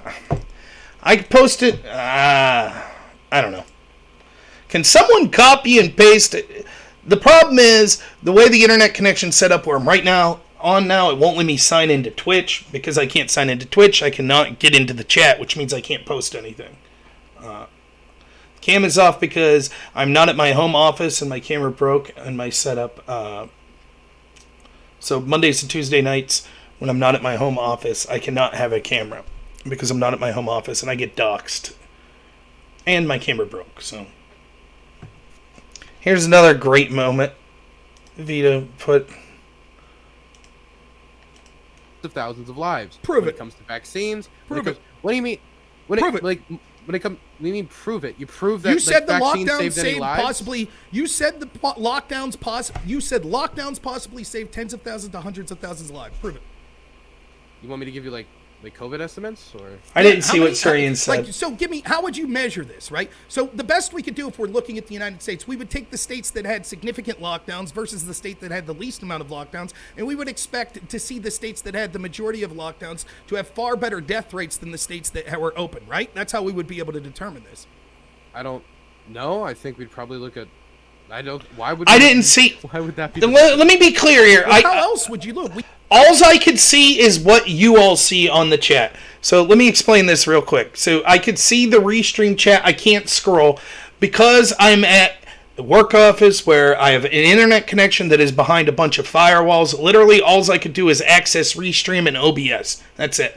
I can get on my YouTube channel and watch a YouTube video, but the internet connection's so poor that if I bring up the YouTube channel that I'm live streaming while I'm doing this and playing a video, it would lag. So I just have everything shut down unless I'm playing a video to show on screen. So when it comes to any donation on YouTube, unless I catch it while it's one of the top 7 messages there, I probably missed it. But yeah, I do apologize to anyone that donated. I really do. We compare the states that did the policies you liked versus the ones that did the opposite of that. When we- if you're when we saying look at these the- lockdowns, when we- let me be clear. Let me be clear to the audience what you're suggesting here. You're saying, well, shit, sorry, you have to pay high for gas prices. Sorry, you're suffering economically, but we had to do it to you because it saved lives. Okay, the impetus is on you to prove it. So how are you going to prove that? Show me the evidence that the lockdown saved lives. I heard the people that are Okay. championing those real quick. How I heard long the do you people have? championing those policies say that Florida was going to be a hellscape and an apocalypse if they the CDC. At one point, me and Dylan argued about this with recommendations for masking in gyms. And Dylan said, who are we to question? We have to trust the experts. It's selfish not to do it. To which I showed him that the World Health Organization itself, still to this day, I believe, has on their recommendation that you should not be masked while you're working out in a gym because it could cause respiratory issues. Dylan said he was going to contact the World Health Organization and find out about that. That's about 2 years ago. Dylan, did you get any feedback on that yet? I have no clue what you're talking about. You don't remember. That's all right. No, I don't remember. What, did this happen 2 years ago? I said I would contact the World Health Organization. Yeah, we were talking about. Is this a serious thing that happened? Yeah, you might remember it was when me and Mr. Geck made fun of me and my wife for getting COVID, and I then came on to talk to you about the gym that you were saying that the owner was selfish of this gym who refused to force his people to wear masks, and you said that that was selfish, and I said, look, there's conflicting. Aftershock saying, Dylan did not go in and control the topic. I let Dylan talk about the weed thing for about 25 to 30 minutes. The rest of the 2-hour discussion was mostly talking about lockdowns, talking about the DHS, censorship, and things like that.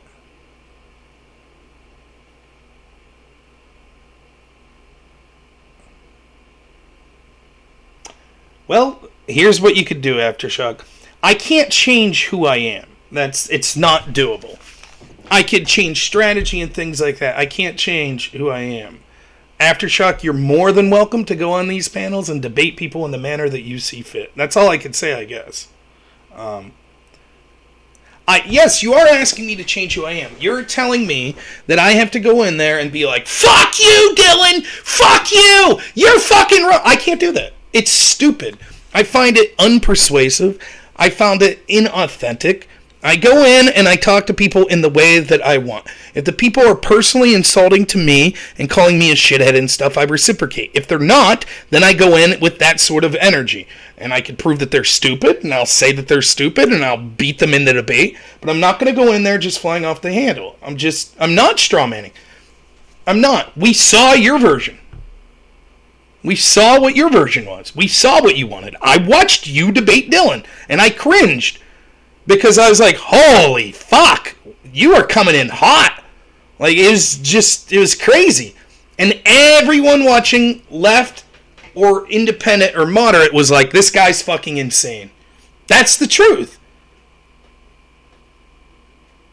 Play Aftershock. Do you got the clip of when you debated Dylan? Put it up. Put the link up. And we'll see how you went in there.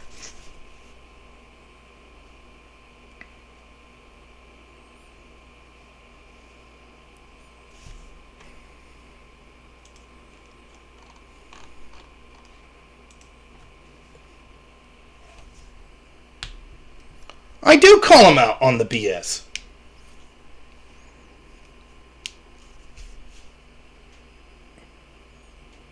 How did I not? How was me showing that there and not calling him out in the BS? The things Aftershock's mad about's like, you asked him about CM Punk. You said thanks for being here. You let him talk about marijuana and said, I think Biden did some good things on it. That's the things you're talking about.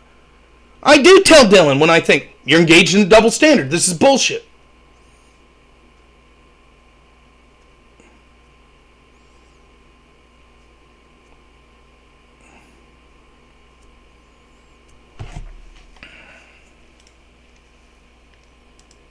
The implication, I think, which is insulting to me, is Aftershock's like, I'm kissing someone's ass because they're a bigger streamer than me. It actually kind of pisses me off to hear someone say that. It's stupid. That's not what I'm doing. Did I kiss Vosh's ass? Did I do that? Hunter Avalon's got a better channel than me. Did I kiss his ass? Is that what I did?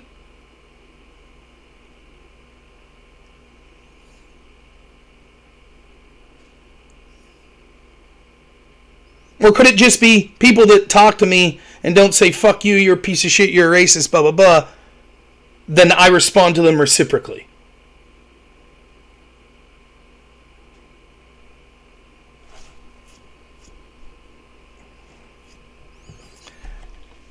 What you're all saying without saying it is,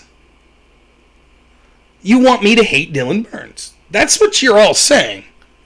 And you just don't come out and say it, though. But that is what you're saying. You're like, you shouldn't be friends with him. That is what you're saying. It is Aftershock. That's what's going on. You're like, no, fuck that guy. That guy's, he's not good faith. He's not a good guy. He's a terrible guy. He's done terrible things. He wants you to fail. I don't, after, you're legitimately saying that's not what you're saying.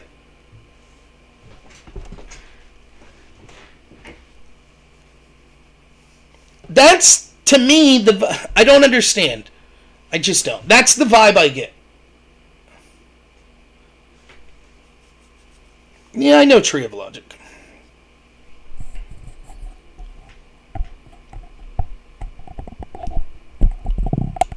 Like, when I debated Destiny... Thanks, Ross, for the subscription. Right? Like, the moderator didn't even have to step in. There was no name-calling. I absolutely crushed him in the debate. But still, people were like, well, you should have been hotter. Why? Do you know how many people have reached out to me? They're like, wow, I was a Destiny fan. I thought you did excellent in that debate. But apparently I did. I don't know. I mean, obviously I'm just going to do what I want. But it's hard. It's so hard because the people that I like the most in the community criticize me for that. It's like they're driving me to something. It's like, no. We gotta reshape you into this. And I just don't get it. I don't get it. There are those people. There are the people that are just like, fuck Destiny, fuck Dylan, fuck everyone on the left. I'm not even going to talk to them. Fuck those motherfuckers. They're all evil. Those people exist. There are many channels that do it.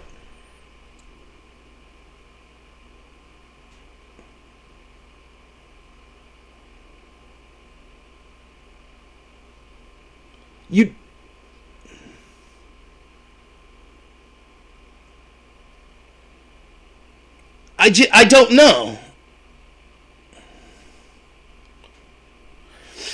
Well, people could think Dylan's a piece of shit. What's likely to happen then is, if I approach it in the manner that people were suggesting, then this is what happens. You know who I'm debating next week? The guy that shoves Molly up his ass. And Justin Freakin.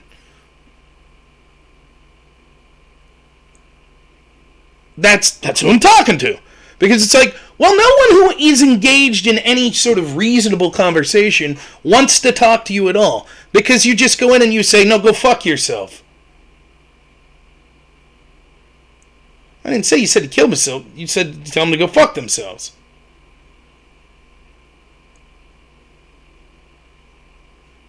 Well, right. Who cares if they don't want to talk to me? That's true. But then we're not complaining about my... So instead of crushing Dylan Burns every time I talk to him, I just don't. Okay. That's fine too. It has nothing to do with associating. I don't know about that. Show me the proof, Bleezer. Show me that Dylan Burns docked an Atlanta police officer. Please don't include her address, but show me the proof that he doxed her. Go ahead. I don't get involved in the drama shit. I don't really give a fuck. I just don't. I don't care. Like, this is why we lose. This is the sort of shit. Well, that's it. Someone said that he was a doctor. That's it, doctor. I have the same thing about Libs of TikTok. Do you watch Libs of TikTok, Bleezer? Do you watch them? Don't associate with Libs of TikTok. They've doxed people. And I was like, I don't give a shit. Doxing's bad, okay. Libs of TikTok's content's still good. If they wanted to be on my show, I'd be on the show with them. I don't give a shit.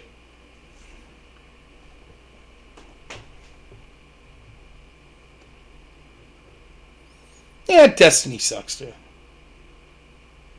Tree of Logic, who he's talking about.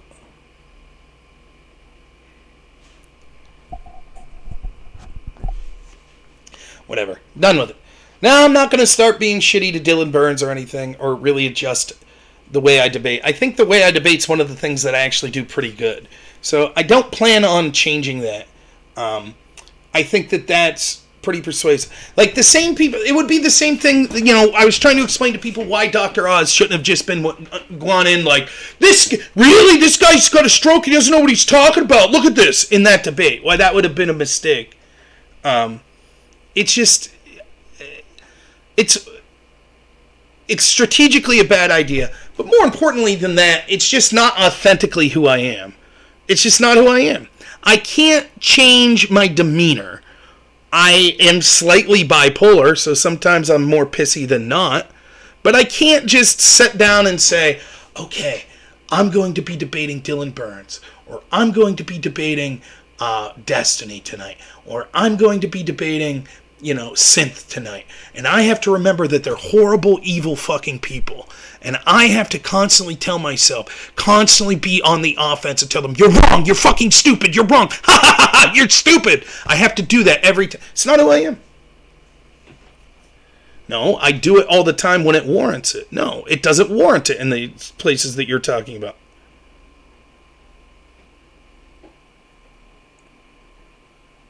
I love Jesse Kelly. I think he's excellent.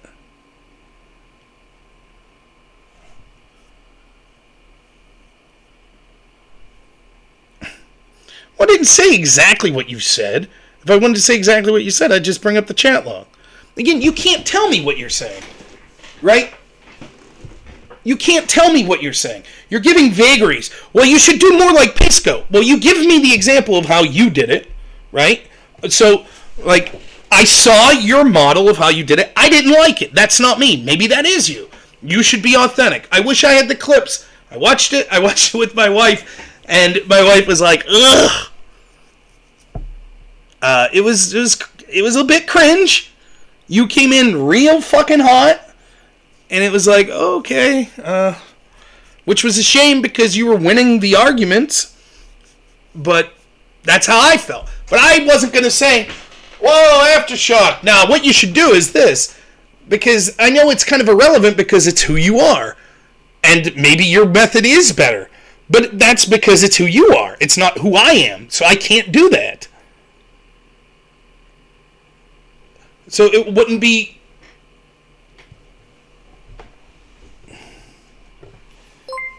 What's up, Lecture Fan? Thanks for the raid, man.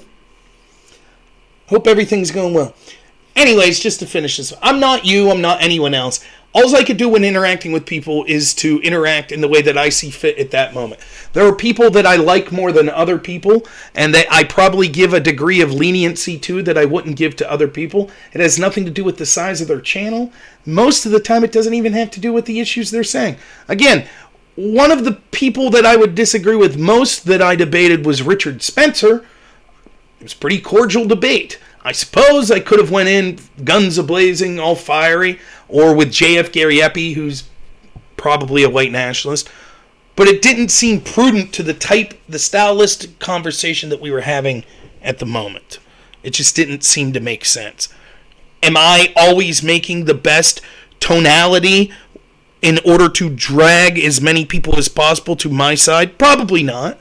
But that's never going to change. It's almost non-negotiable. Because the only thing that I definitely get right is being authentic. And so I can't be like, tell me how I should act with other people. I can't do that. Because as soon as I change the way that I interact with people, you could say, well, you should change this argument because actually you should be more libertarian on this policy. Those are things that obviously, are welcome criticism. Or you should change when you're uploading things. Or you should change stylistically the type of channel you're doing. But I can't change how I talk to people. I can't do it.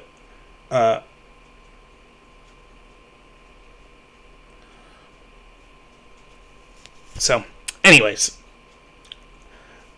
Lecture Fan, thanks so much for the raid. Hello, Lecture Fan's audience. We were just blaming people, so I'm going to do a series this week of blaming people for the midterms, and I started blaming myself because I feel that I could have done a lot more. Was sort of what this show is about. My plan going forward is to... My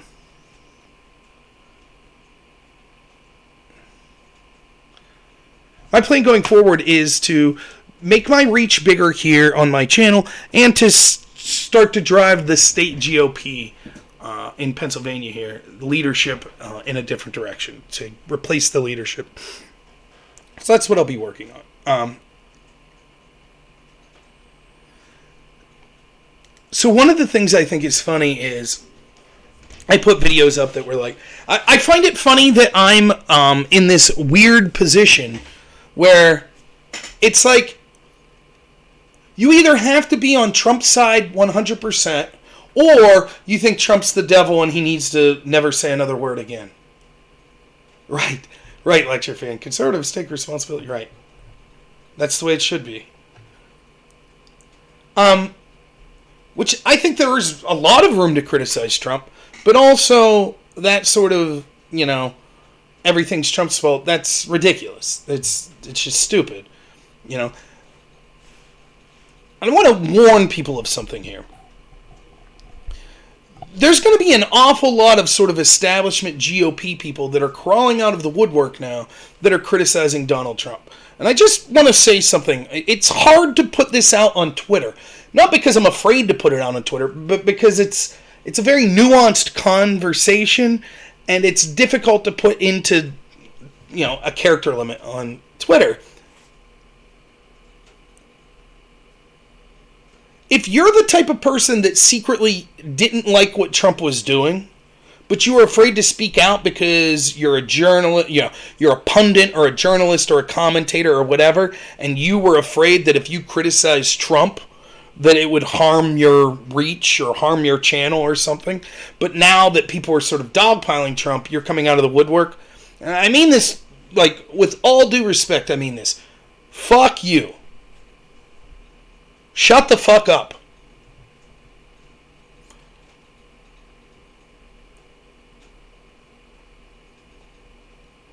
Now that's a little harsh. But here's what I mean by it.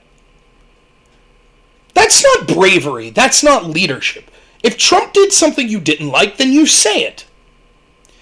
I got messages, not lecture fan, just to be clear on this.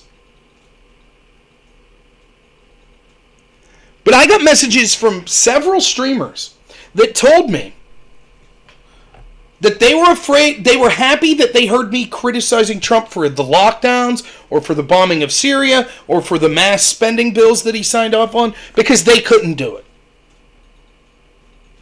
Because they were afraid their audience would leave.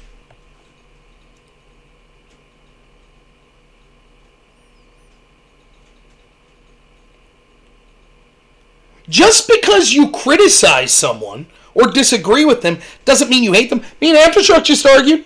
We don't hate each other. And the irony was, Trump, as a president, wasn't really an ideologue. He was actually able to be swayed. Like when the Second Amendment, the banning of bump stocks and stuff. Trump probably don't really care about the importance of the Second Amendment. He saw that his supporters were like, whoa! And he was like, oh, maybe I'll rethink this.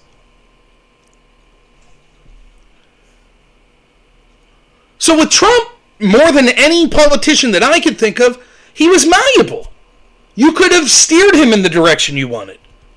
But if you're afraid to speak up because you're afraid that you're going to lose viewers, and I see them all over Twitter. I really do. I see these people that are like, yo, Trump sucks, and blah, blah, blah, blah, blah, blah, blah. And it's like, okay, I think there are valid criticisms of Trump. There are. But it's not as much his fault as you're saying. And where were you? I was criticizing Trump and I supported him. That's one of the most common attacks that some know-nothing left-winger comes in here and says, oh, you're always partisan, never calling out your team. Are you kidding me? Thanks for the follow, Rollo. Are you kidding me?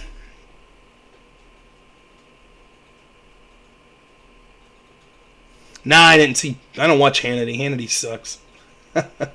Hannity's responsible for Dr. Oz being the nominee. So I feel like I'm one of the only people that's like, yeah, there's room to criticize Trump, but no, that doesn't mean that Trump's the devil. Like, everyone's on one side or the other, and that's what I said. You could see that people that used to have more power in the Republican... Oh, there's this guy Bonchi or whatever that I follow on Twitter was one of them, and Ian Miles Chung is another that's, now he's... Oh, Trump's the worst, and, Cernovich is out there bashing Trump, but that's fine. He's done that a lot beforehand. I'm not saying Cernovich is right or wrong, but Cernovich certainly has criticized Trump before this. What I'm saying is, there are all these people now that are coming out. Ryan Gertzky, I think, was one of them. I saw a ton of them, though.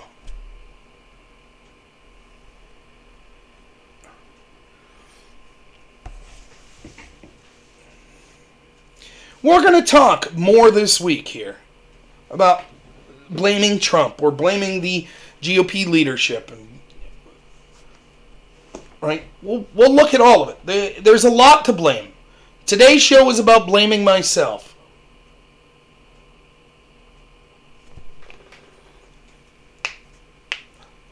And I'm not shirking that. I could have done more. I could have been better. I wasn't. But we will talk about other groups.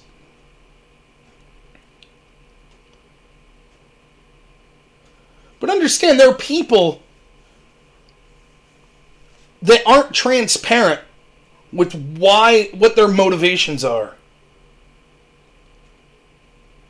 An awful lot of people in the Republican Party hated Trump, but feared him because it was his party.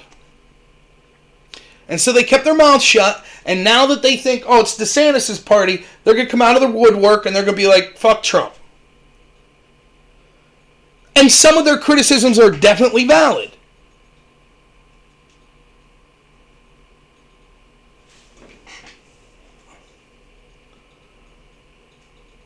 But it's not helpful. It's just like with lockdowns.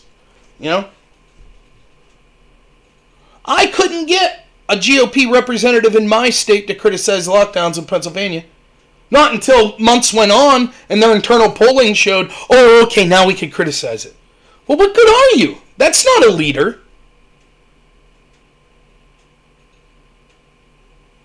I was criticizing Trump for embracing lockdowns and losing followers by the handful.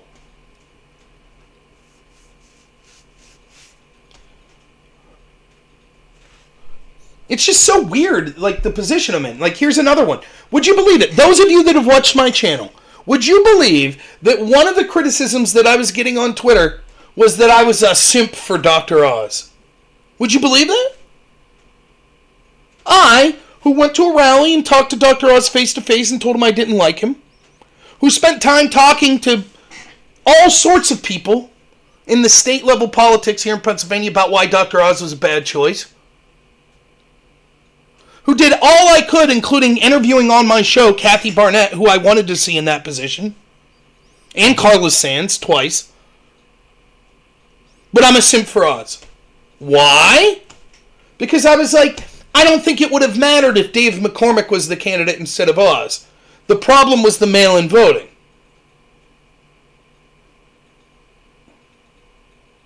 Oh, well then you must love Oz. No, Oz was a terrible candidate. Two things could be true at the same time. That's true, Nyrala.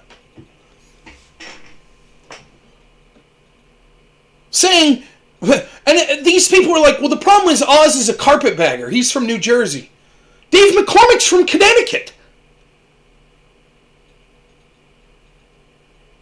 Oz wasn't relatable. He came off as this swarmy TV doctor.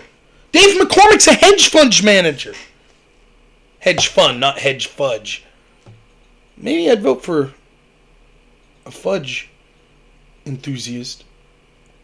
Dr. Oz is a terrible candidate. He was a carpetbagger. The criticisms of Oz were true. He was a rich guy that tried to buy a seat. He was someone who had changed his positions many times throughout the past. He was someone that was seen as endorsed by Trump, but more establishment, the same as like Kevin McCarthy. I thought he was terrible. I thought he did okay in the debate, though. What's up, Soup AOE? Thanks for the follow.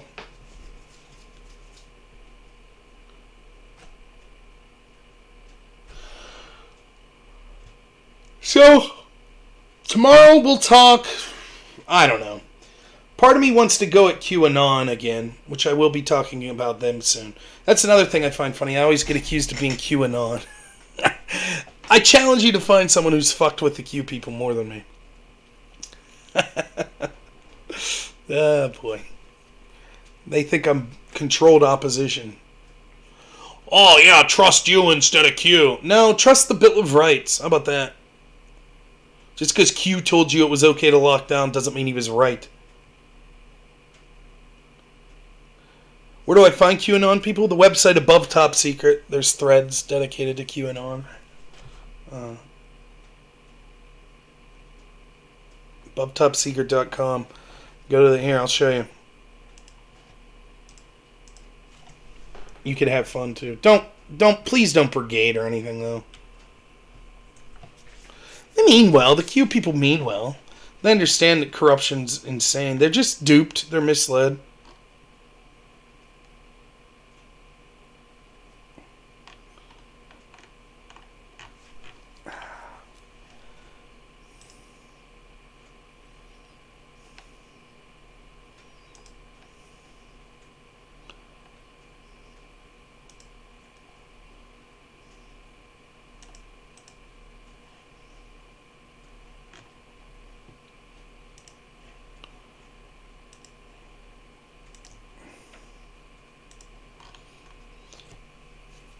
Shall we play a game once more? Part 41. Jeez. It's crazy. It's just insanity.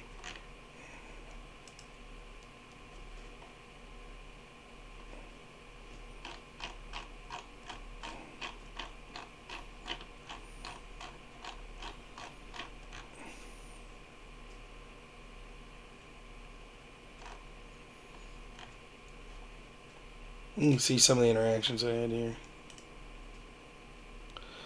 There was a time when Trump supporters could have pushed Trump to remove Barr and put a good person and declassification of all evidence of corruption. I pushed for that. Some of us pushed to trust the plan. Those people won out. So happy with the results.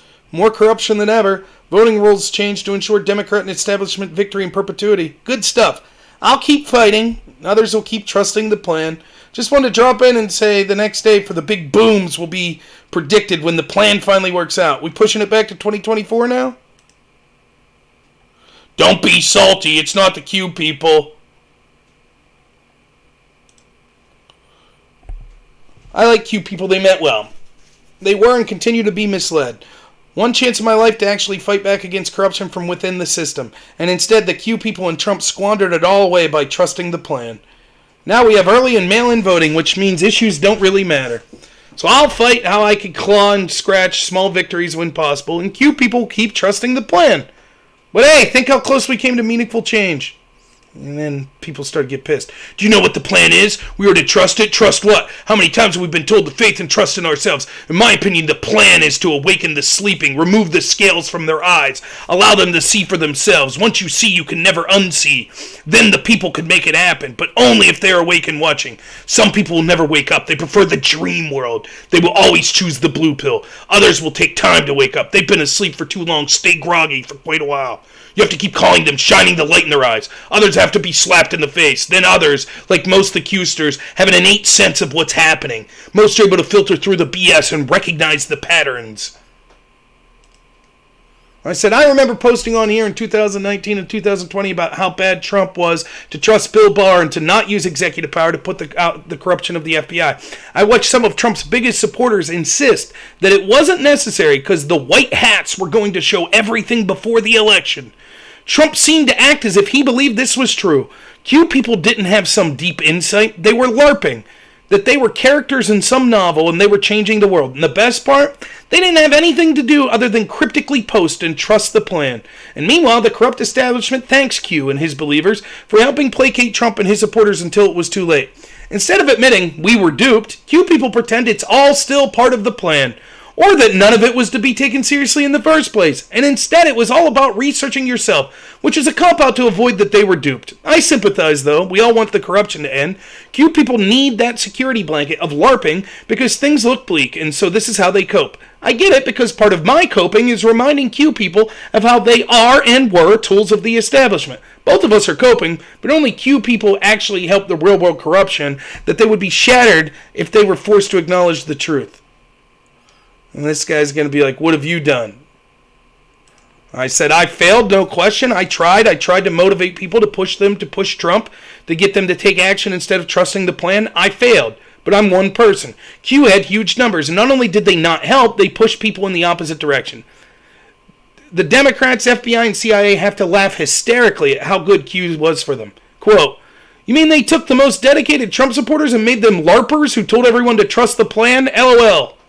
And yes, rubbing it in here is not really helping. Just making me feel a little better today to say I told you so. But maybe, just maybe in person, a person will say, yeah, I was duped and that was bad, and it'd make it all worthwhile.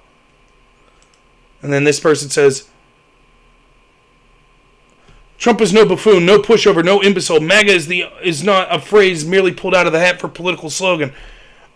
I think you have your own idea of what the plan means, and you have your opinions of what taking action entails. Also, you call people LARPers only, not knowing that some of those perceived LARPers are actually doing action-wise.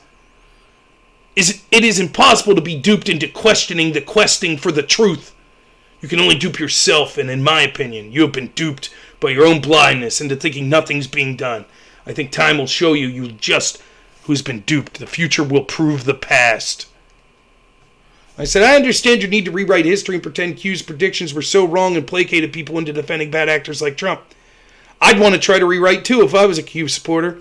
I think you're all well-meaning dupes, and I feel bad for you. You're a laughingstock. The establishment thanks you. Keep up the good work. That's Q. Just a little. It's true. They're dupes. They convinced people. They seriously, where we go one, we go all. Future proves past. It's fucking insanity. It really is. And those people, I get accused of being a Q person. That's what I get accused of. And then the Q people accuse me of, I don't know, getting paid by John McCain's family or some shit. It's good stuff. But those people are partly responsible, as we'll get to. Not a lot, but partly. Because this all occurred because Trump... If you come at the king, you better take your best shot. And Trump didn't. And I'll leave you on this note. I've said this many times on this show. You have to ask yourself, if the issue is corruption, if that's the issue that you're most concerned about, which is the issue I'm most concerned about, would we have been better off if Trump never won? The only reason Trump won is because the corrupt establishment believed their own bullshit, basically. They got complacent. They had no real threat to them for so long that they just thought, no one could take us. And they screwed up. So Trump got in there. And I do believe they had an oh shit moment. I believe that's true. I believe that they were like, oh man, if he releases this, we're done for. And then something weird happened. They were like, oh, he's not going to do anything. We got our guys there. Bill Barr's there. Mitch McConnell's there. Kevin McCarthy's there. Lindsey Graham's there. They've reined him in. Wait, he appointed John Bolton? Mike Pompeo? John Bolton? Woo! Really draining the swamp there. And they were like, whoo, that was close. And now they're like, well, that shit ain't going to happen again. No siree. Step one, change how we vote.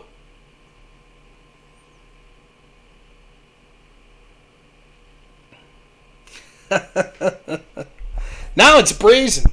They can't believe their luck. Wow, you mean we can be corrupt and no one gives a shit? Wow.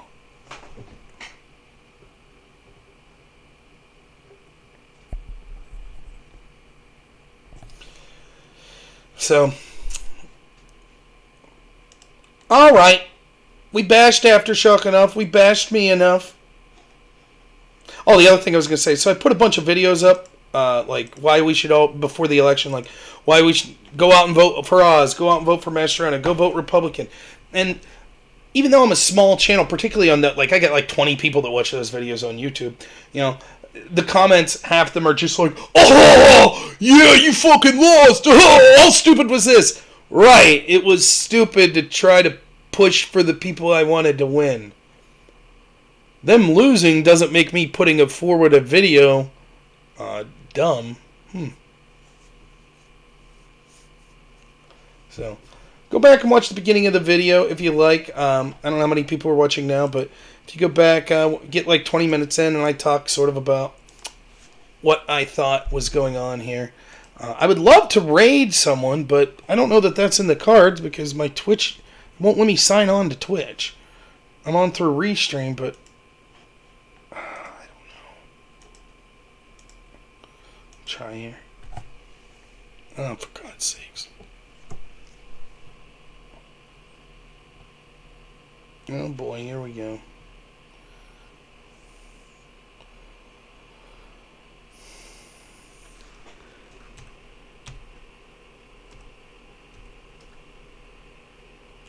Everything now is like, you punch your password and then it's like, okay, we'll send you a code to your phone, and then it's like,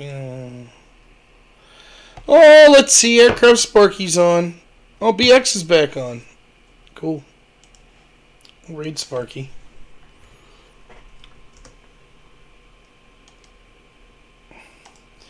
So tune in tomorrow.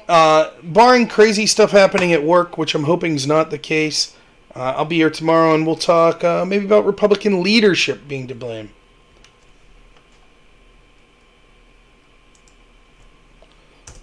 I do thank all of you, especially Aftershock. I really do. I understand his frustration with how I talk to some people. We talk about it a lot, but I don't mind it. I know it's coming from a positive place. And I do hope people understand that I am honest when I do admit that I need to get better. I really am honest about that. So I'm going to try to get better. I really am. Yeah, Aftershock. Fantastic, dude. So, all right, tune in tomorrow. Again, there is a slight chance I won't be streaming tomorrow. If I do, it'll be around 9 p.m. But this work situation's crazy, so try our best. But I will be streaming with Casimir Thursday. Is the only guest I've lined up this week. So we'll talk to you all tomorrow evening. Stay positive. For real. Stay positive out there. So everything's going to work out one way or another. And if it doesn't, then just laugh. That's what I do. So, all right. We'll talk to you all soon. As always, have a good one.